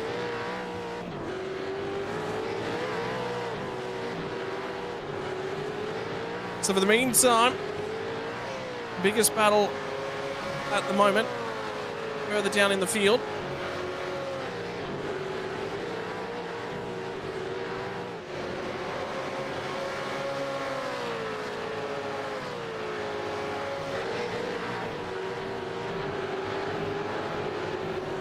How good is this though? How good's the support been tonight on round number 1 of season 21, by the way? And John Gallen gets a little bit of contact there on Scott McCune as he was trying to find a little bit of the overlap. They're going to be neck and neck when they head down through the end of the roller coaster. McCune bails out. Gallen pinches a brake. Does manage to pull the car up. Gets the job done. Moves up to 23rd. Now we'll try and use the clear air and the fresher tyres to track down Logan Barnett and Dave Kirby, who are just down the road as well. If there isn't space, make some, and then there will be some. It was a bit of squeeze happening along the straight there. Great move executed in the end. And now the fresher tyres are really going to start to pay dividends. He's ripping time out of Logan Barnett. Even with the overtake, took a second out of Barnett, the next car on the road. And he's managed to make time on Dave Kirby as well. So an opportunity for Gallen to pick up 2 spots sail end of this race, potentially inside the top 21. It'll take some work to get his way all the way back to Robbie Griffiths, but don't count that out yet if that next group starts to squabble as well. Yeah, so we had the side-by-side moment for Gallen and McCune, and then in front of them, David Kirby and Logan Barnett were going side-by-side also into the roller coaster. Cost them a little bit of time, and it's given an opportunity for Gallen to get close enough to maybe even strike on this lap. Looking rearwards from David Kirby's car in 21st at Logan Barnett, who he was battling. John Gallen's also going to close up a little bit of extra earthworks just then off the backside of the curb through South Bend. Straightens the exit up really, really nicely. Logan Barnett just had a big old wiggle as they come off of the oak tree. Won't be close enough this time by, and he's not really building an impressive margin back to McCune. McCune's starting to stay in touch for Gallen. So the advantage of those fresh tyres has already gone away.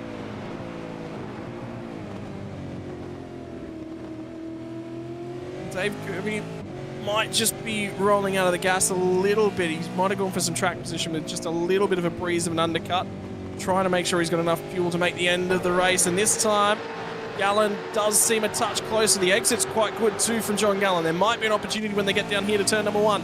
What's the toe like as they get down the front straightaway? He's not really making a lot of ground. Gets on the anchors, and he does get on the anchors late. This is going to be a really, really late arrival on the scene, but he gets down the inside of Logan Barnett, pulls it up alongside.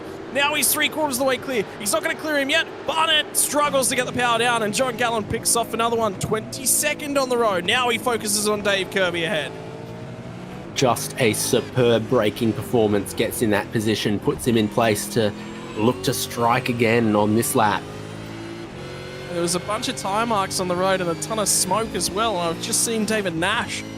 All of a sudden, he...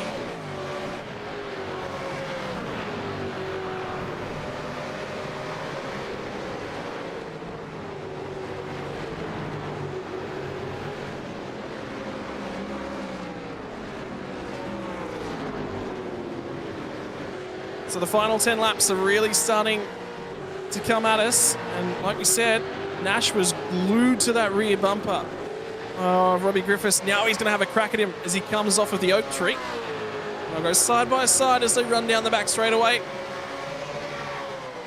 As Nash managed to save those tyres, and yeah, well, he's going to get the lift from Robbie Griffiths, which is good. That's exactly what the two drivers in behind them want to see. So Kirby and John Callan will absolutely be happy to see that. They are chomping out of this margin for the two drivers up ahead. There might yet be one or two drivers with a little bit of fuel to save in this final stint. We thought maybe we were hearing it from David Kirby, and then Robert Griffiths there going, you know what, if you're going to try to take this position, I'll slot in behind you. So maybe also a number to try to hit there on board with that driver. I'm just wondering how the run from John Natham is actually going as well. He's managed to close down to less than 2 seconds from Sean McNamara, and McNamara's on tyres have been on since lap 25, and this is the next little battle group that's just ahead of these guys. Get a load of Travis Hunt's last lap. 45.9, that is supremely quick. So he's got pace on board that car. Taking a second out of Tim Nicol up ahead as well. Damien Cairns holds 5th spot at the moment, but we wonder for how long. Because there are two supremely quick drivers just in behind him as well, and now the drafting games will begin for this group.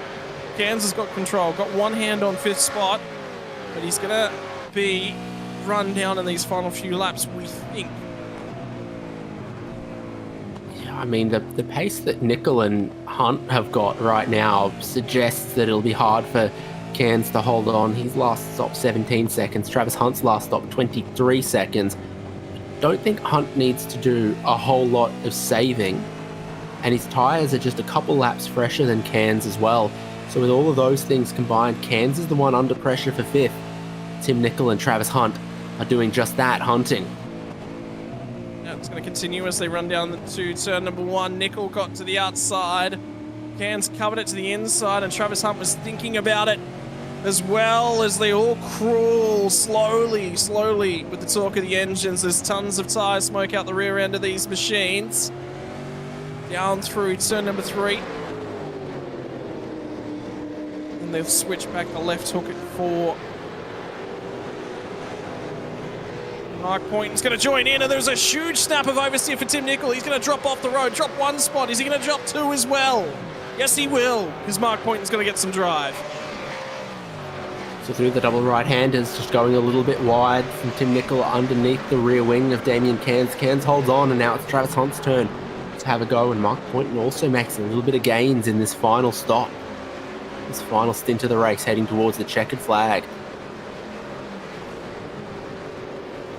We've had a change for P2 on the road as well, and if one of the fishy drivers is fuel saving, I think just about all of them normally will be. But I've just seen Sean McNamara have a huge mistake.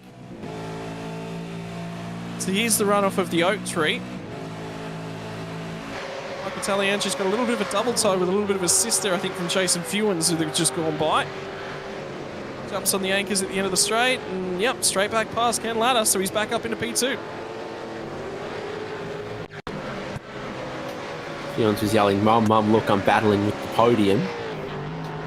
They both got through there. Taliancic to second, Kenneth Latta in third. And that's how Sean McNamara ended up off the road and dropped about a second and a half, which has brought him right back to John Latham and Michael Whiting. That's where the braking zone at Oak Tree is more intimidating than you think. Is just a little mistake, and it feels like it keeps tightening on you, and the wall ends up right there towards the exit, and you carry in a little bit too much speed. You get a little bit behind your braking, and the track just keeps gripping tighter on you as the corner tightens. Reminds you of Mosport a little bit, doesn't it? The hairpin in the middle of the lap. It's about the two most similar corners you're ever going to find, because they're so unique, and there's nothing much else like it, right? It was a Canadian joke, David. Yeah. I'll try. I'm working on it, all right? You're better at it than I am. Thanks. Damien Cairns is, all sorts of under pressure. David Nash has just had some sort of issue as well in the 911 machine. And has gone tumbling down the order, and it's something for race control to have a look at as well. So I don't know what this one will be for. But he was 20th.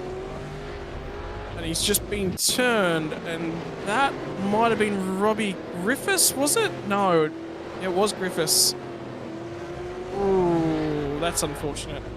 Cairns has just been around as well. Travis Hunt goes to 5th point and goes to 6th. Nickel through to 7th, and there you go. It's elbows out with 5 laps to go. Hunt was the way up there. Hunt was most of the way up there. I do wonder whether or not Damien Cairns did squeeze him a little bit, and that's how that one ended. The braking zone naturally goes that way, doesn't it? I don't reckon, we look at Hunt's on board. I don't think you're going to see anything from Hunt's perspective that's untoward. He's pointing straight at the apex. If you're seeing that how I'm seeing it. Yeah, I agree, and I don't think he's got much more road that he can really give Damien Cairns. I think that's just one of those racing deals whereby Cairns has got in there trying to defend the position, and it's a legitimate attempt at an overtake from Travis Hunt. Well, it's been put in the hands of the stewards, and we'll leave it with the stewards. Travis Hunt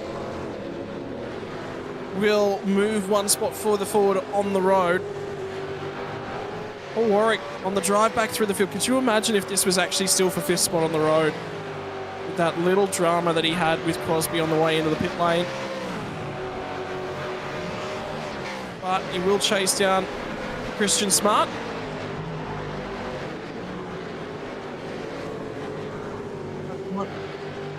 And we'll see if he can get this job done. This is the battle continuing on.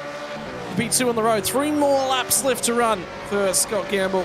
13 seconds the lead. Dominant performance yet again. Just continues to streak away out in front. It's been a familiar sight for him.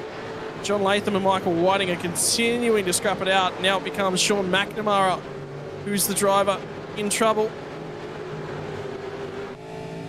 As Latham arrives on the scene.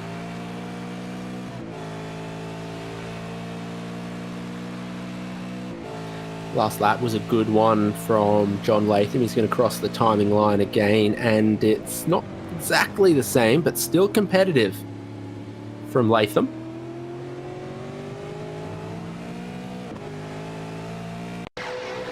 Looks like there might have been some contact between the two of them.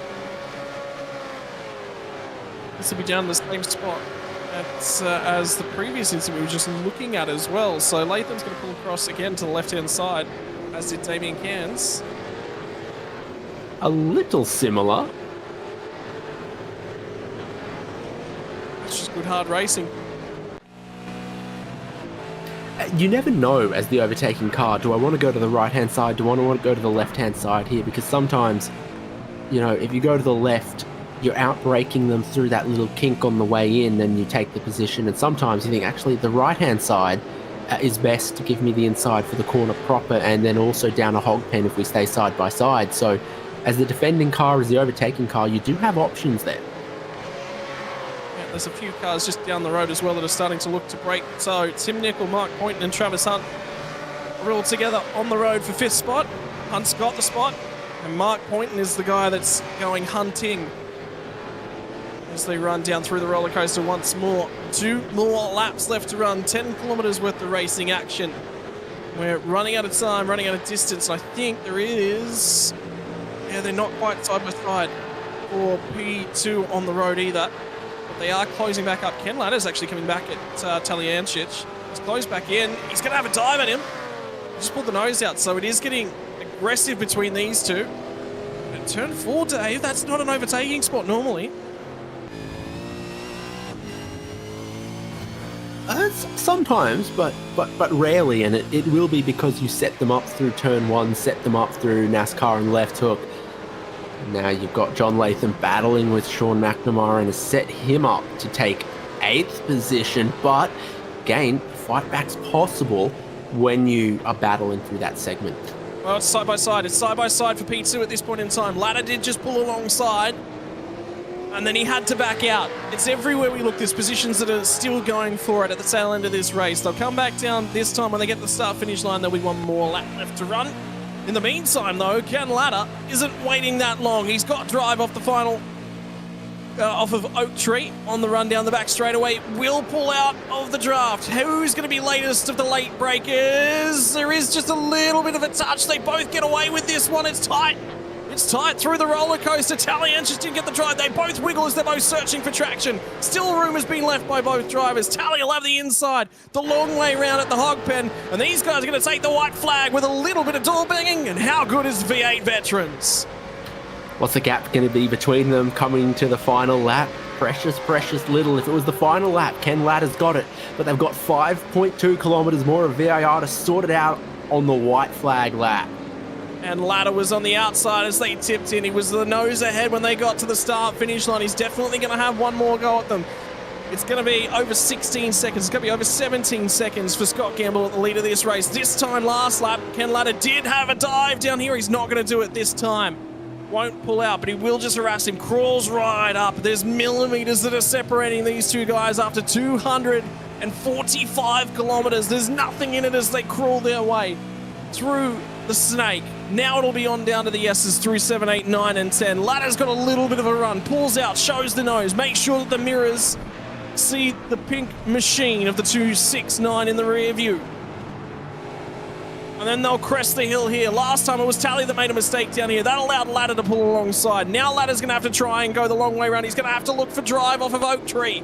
We'll try and point it nice and straight. Does get reasonable drive. Tally gets that initial launch off the corner because he's the first one there. Now Ken Latta will have to draft. It's a long, long back straightaway.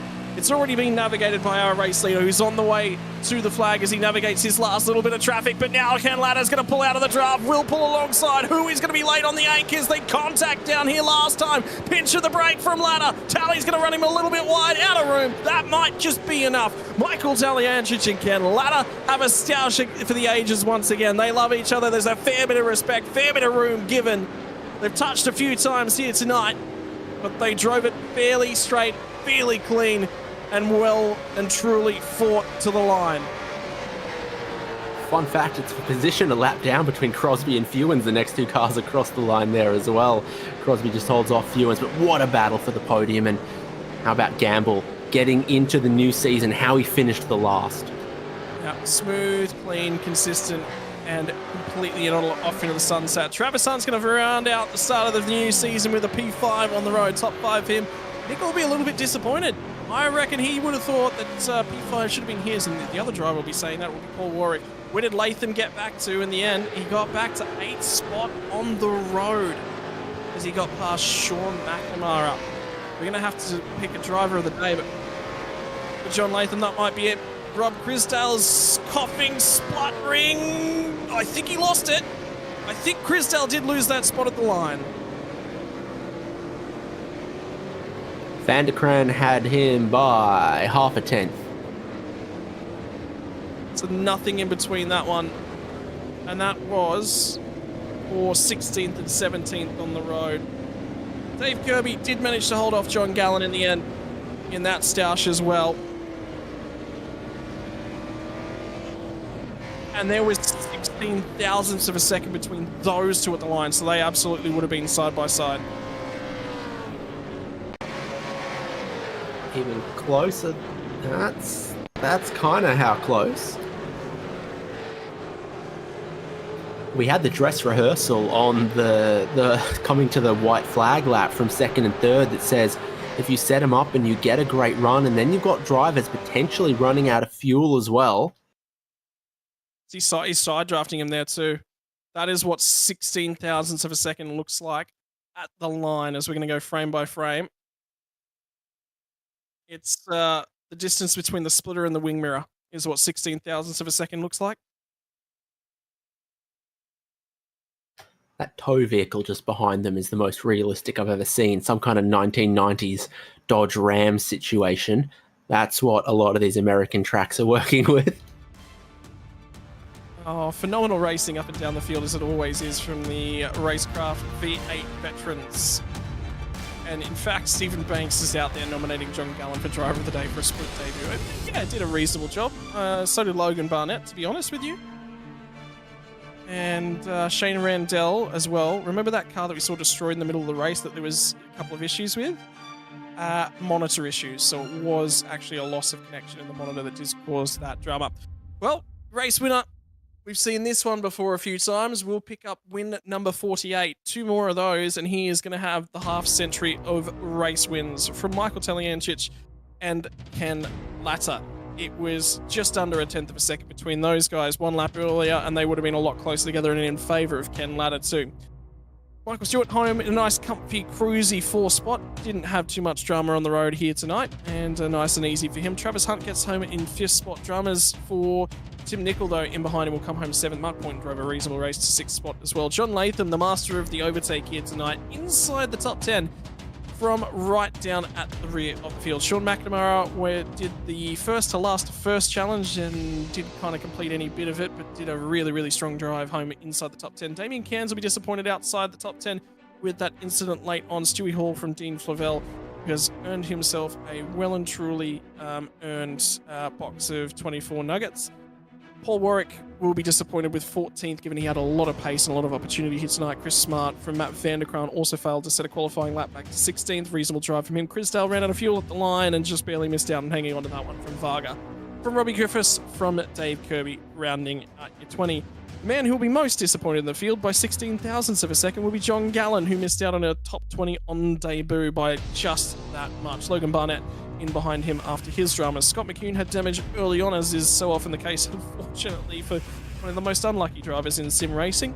Troy Stone Street from Chad Lewis, Darren Goosey, Gary Buckman, David Nash in the wars yet again, home in 28, Stephen Kennedy from Chris Miller all the way down 30th. Outside your 30 though, from 31st and over the page, Mario Reale, teammate to McCune and Michael Stewart.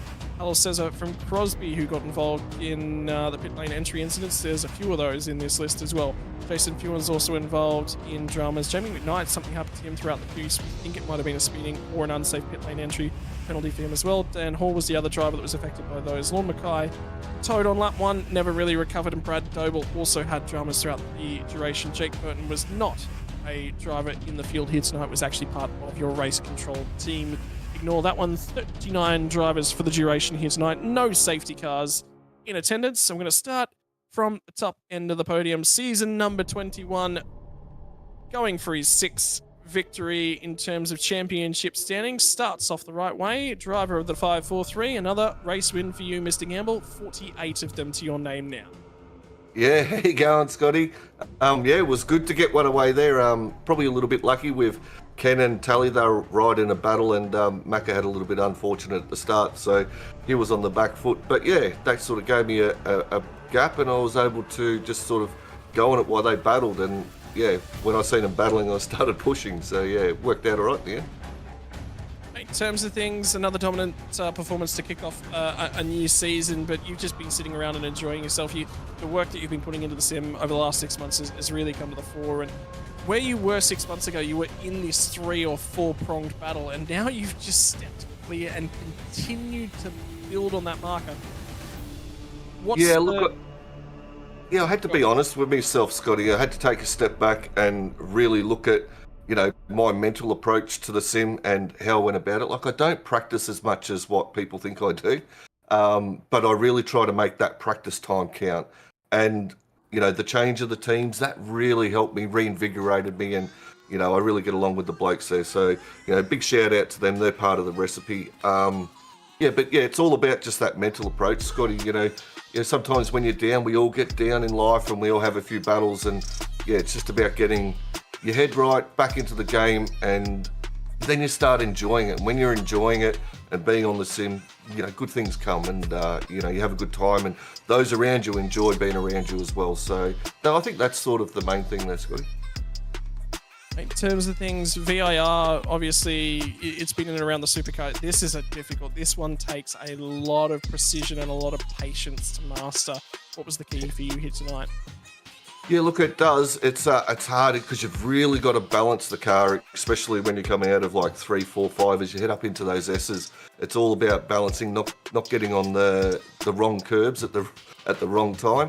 So for me, it was just find somewhere where I was happy, find a rhythm, break it up into sectors like turn 1 and 2. That was one part of the track, and then that next sector that I talked about, that 3, 4, 5, that was another part of the track that I just tried to break it up into areas where I needed to hit. So every time I got to them, I'd refocus, right, the next one, and then the next one. And yeah, that's sort of how I went about it tonight, because it is very difficult track. Like, you think you've got it all good, and then it gets you up the top of the hill at the right hand. You easily go off there and have a little excursion on the grass. So yeah, a couple of times the mental fatigue set in, absolutely. And yeah, I got a couple off tracks from it, and but yeah, it's a really hard, 250 kilometres is a long way around here, that's for sure. But hell of a good fun, and yeah, looking forward to the watching the broadcast. Mate, congratulations on another race win. Enjoy it. And who are the people you'd like to give a shout out and a thank you to? Yeah, look, I'd like to shout out to all the V8 Vets drivers. There's 180 of them. Can you believe where V8 Veterans has come from? Absolutely massive to grow in such popularity. 4 splits now, so really well done to them and the admin, the committee, and everyone involved, including you guys over at SimSpeed being back on. You know, it's fantastic having the quality of your broadcasts that you guys do, and especially your voice, Scotty and David, and everyone else who has been involved, Mez and all them over the years. So thank you very much to my team. Yep, absolutely. Thanks, Macca, jumping in again. He's there supporting. You know, he's an absolute champion, and a great captain of the team. So thank you very much to our sponsors, RaceKraft. Thank you very much. Big shout out to them. Turn In Apparel, RSW Graphics. Thank you very much, Rossi's done that new Mates for Mates livery. We had it in the works there for a while, but we've brought it back so we don't lose it possibly before the end of this season, because who knows what happens after that. So big shout out to RSW Graphics. If you need any liveries, go see him, or apparel shirts as well, does them too. Racing Ears, Prestige Cinematography, and yeah, that's about it. And to our race control, good to see a whole new faces in there, and a hell of a lot of experience in there too with the whatever driving standards officers, I think they're called, DSOs. Correct me if I'm wrong there, Scotty, but yeah, good to see them in there, and thank you very much, guys. Hey, congratulations on another race win. Thank you very much for joining us, and we'll see you again next week. Cheers, mate. Take one step further forward on the podium, and David Haynes is standing by with second place here tonight, Michael Taliacic. Well, what a great little race you had right towards the end of the race there. If it was called one lap earlier, not sure you would have had it. Yeah, I'm not sure either. I was definitely having a lot of fun there.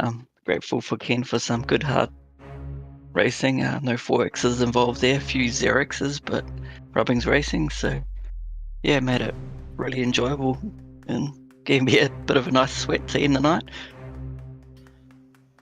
So strategy is always a big key to these 2-stop races. It was a racetrack where passing looked relatively difficult. The tyre drop-off didn't look especially significant by the lap times. So basically everyone up front ran quite long in that first stint. You and Ken pitted the same lap the first time, and then you had a bit of offset at the second stop. Yeah, the first stint pretty much run the tank dry. I had one more lap. I'm guessing the other guys did too. The second one, I was surprised Ken went in earlier, because you can get caught up in a bit of traffic when you do that. It was really a 2-horse race between me and him for second place. Yeah, I thought he had the advantage being in front, but as soon as he sort of gave me that tyre advantage, he made it a little bit easier for me to get back past him. I think without that tyre advantage, I probably never would have beat him tonight. And you talk about that traffic. Mathematically, you know, you guys have gone from being the top third of V8 Vets drivers to being the top fourth, the top 25%. The bulk of the field should be even closer to the front runners and more significant to your strategy than ever. Yeah, I'm not so sure about that. More drivers doesn't necessarily mean more skill, but it's great to see the series thriving and getting more participants. Hopefully we'll get more and more drivers that are competing up the front. Well, congrats on that second place ripping battle towards the end to settle that podium. Yeah, thanks, guys. And finally, we'll take one step further down onto the podium. You would have had second place at the end of lap number 47. Unfortunately, Ken, lap 48 saw you in third spot instead of second, but as usual, it's always great battling away with Michael Taliench. Just a level of respect, the amount of room given. It's all the way to the absolute limits, and yeah, it's just always good to see you guys battling. Yeah, it was definitely very interesting there in the closing laps. You know, it's not the easiest to pass here. Here I am trying to look through his car so I can sort of pick where the line is for the S's and stuff like that, and that's not easy as it is. And you know, he drove well. You know, he kept it strong there towards the end, and he made it very difficult, and he deserved the second. In terms of things, strategy there, give us a little bit of an insight. We were actually just wondering if you were fuel saving a little bit. We thought we heard that there was a little bit of touch of saving there. Went for the undercut to try and get some track position. Yeah, I was fuel saving a little bit, particularly at the start behind Scotty. Then I started making a very an error in the same spot before you sort of lead on to the S's, and once he sort of got that little bit of a break, he was getting 2.2 on me there every single lap, and I was like going, all right, so we'll push. And then Taliench, he ended up catching me, and then once he caught me, then I just went into full saving mode up into the pit stop. And yeah, I thought I would have had more of a sort of a lead on him coming out of the last stop, but he was right on me, and I guess it sort of set it up for a thrilling sort of end, didn't it? Yeah, mate, it's brilliant to watch from certainly the outside of things. It's lovely to see the amount of support as well for the McGrath Foundation Pink Night from not just yourself but the entire Fishy crew. I mean, you guys were getting right behind it tonight. Yeah, we sure were. I mean, we had a bit of a chat about it, and everyone put liveries on to support the cause, and we're 100% behind it. And then finally, mate, congratulations on finishing third place here tonight. Who are the sponsors and the shout-outs that you'd like to give? Oh, well, it's great to be back. It's always good to be racing, and well done to Scotty and Taliench on their first and second. You guys for coming back and doing the broadcast again. It's always great. And new race control. We'll see how we go this year. It'll be good to see how we go. And our sponsors, West End Motor Group, Infinity Design, DC Shades, Battery Warehouse, Early Beach, Precision Sim Training, and all the Fishy Boys. Thank you. Hey, congratulations on finishing third here this week, and we'll see you again in the near future, I'm sure. Okay, cheers. Thank you. Righto, ladies and gentlemen, that is going to bring us to the conclusion of the Pink Day for the V8 veterans. All the support to aid the McGrath Foundation. If you are thinking about supporting the McGrath Foundation, our YouTube has the link pasted in the chat right throughout the duration of tonight's broadcast. www.mcgrathfoundation.com.au/ways-to-give/donate. Get in contact with the McGrath Foundation. Give them the support to support the V8 veterans Pink round here tonight. We want to say a big shout out as well to all the sponsors that make it possible for the V8 veterans that are involved. Sorry, my apologies. We've missed actually out on issuing our driver of the day, which is supported by one of our sponsors. John Latham made a whole host of overtakes right throughout the night here tonight. He's going to win the driver of the day from the rear end of the field inside the top 10, inside of 48 laps. It was just under one overtake a lap. It was about 3/4 of an overtake a lap. If you'll take those numbers, ladies and gentlemen, that's how many times he had to overtake cars up and down the field. In fact, we've actually got John Latham on standby for a little bit of a chat as well.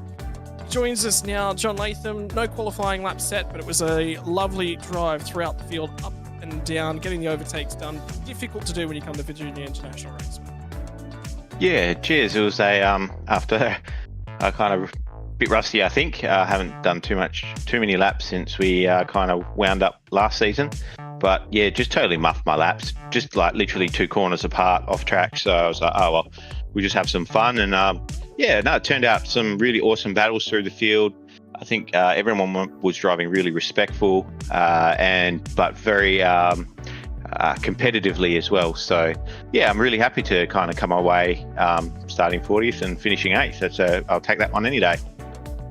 terms of things, just driving through the field, it's a different kind of challenge sometimes as well, because you do have to be a little bit aggressive, but at the same time, you know, you've got to choose when to pull the move, because sometimes the easiest way to get that done as well is to force the mistake by faking the other driver out. How did you find it tonight? What was the strategy? Yeah, I was following people around for a few laps. You'd see where people had strengths and weaknesses, and I wasn't too bad in the last little sector coming on to the over the start finish line. So to get a pass down into turn 1 was not too bad. I still didn't really feel super positive on my brake pedal, but still gave it a crack in the end. And yeah, I think with VIR, it's pretty easy to overdrive it. So, you know, if you push in the corners too hard, you obviously get little wiggles and lose time down the long straights. Mate, congratulations on the Chubby Buns Burgers Driver of the Day. Anyone that you would like to thank for tonight's racing action? Yeah, I'd like to shout out to Brad. Unfortunately, he had a bit of an unlucky race tonight. But yeah, he's enjoying being on the team. So all the other guys on team in Split 2 and Split 3 are having plenty of fun. So it's pretty good to see everyone getting along there. So big shout out to all those lads. Also a shout out to RaceKraft. John's always been a great supporter of myself and us as a team. So he's always helpful and very knowledgeable with sim stuff. So he's a great asset. And also to you guys and all the new race control guys that have come on. That's awesome to see. And a special hello to Jake Burton too. A few drivers did make note of that and enjoyed seeing me around the traps as well. Thank you very much for your time, John. Congratulations on the Chubby Bun Burgers Driver of the Day. Thanks, guys. Well, ladies and gentlemen, that is going to wrap us up finally here once I forget that we had to do the Chubby Buns Burgers Driver of the Day. Don't forget to join us next week as well as we head to Road Atlanta, bouncing over the curbs, up and down, uphill and down Dale. It's one of the classic American racetracks, and it's going to play host to Petit Le Mans in terms of the IMSA schedule in the next couple of months. It's normally about late October that you see that one on the calendar. Makes for exciting endurance racing. And I do want to say that big shout out as well to everyone who makes it possible here, from the league admins to the race controllers, the driving standards observers, the guys who do points, the guys who chip in, the guys who do the paints, the guys who support the Pink Day, and all the sponsors that make it possible as well. On behalf of RaceKraft, who are the naming rights sponsor for Player One Sims Gear, SimSpeed, Logitech G, Nova, Sim Sports, Parramatta, Isuzu Ute, Chubby Buns Burgers, and the new sponsor as well. The images sponsored there on the screen as well, ladies and gentlemen. Big shout out to everyone that makes it possible here for V8 Veterans. We'll join you next week when we go live for racing from Road Atlanta in the RaceKraft V8 Veterans season number 21.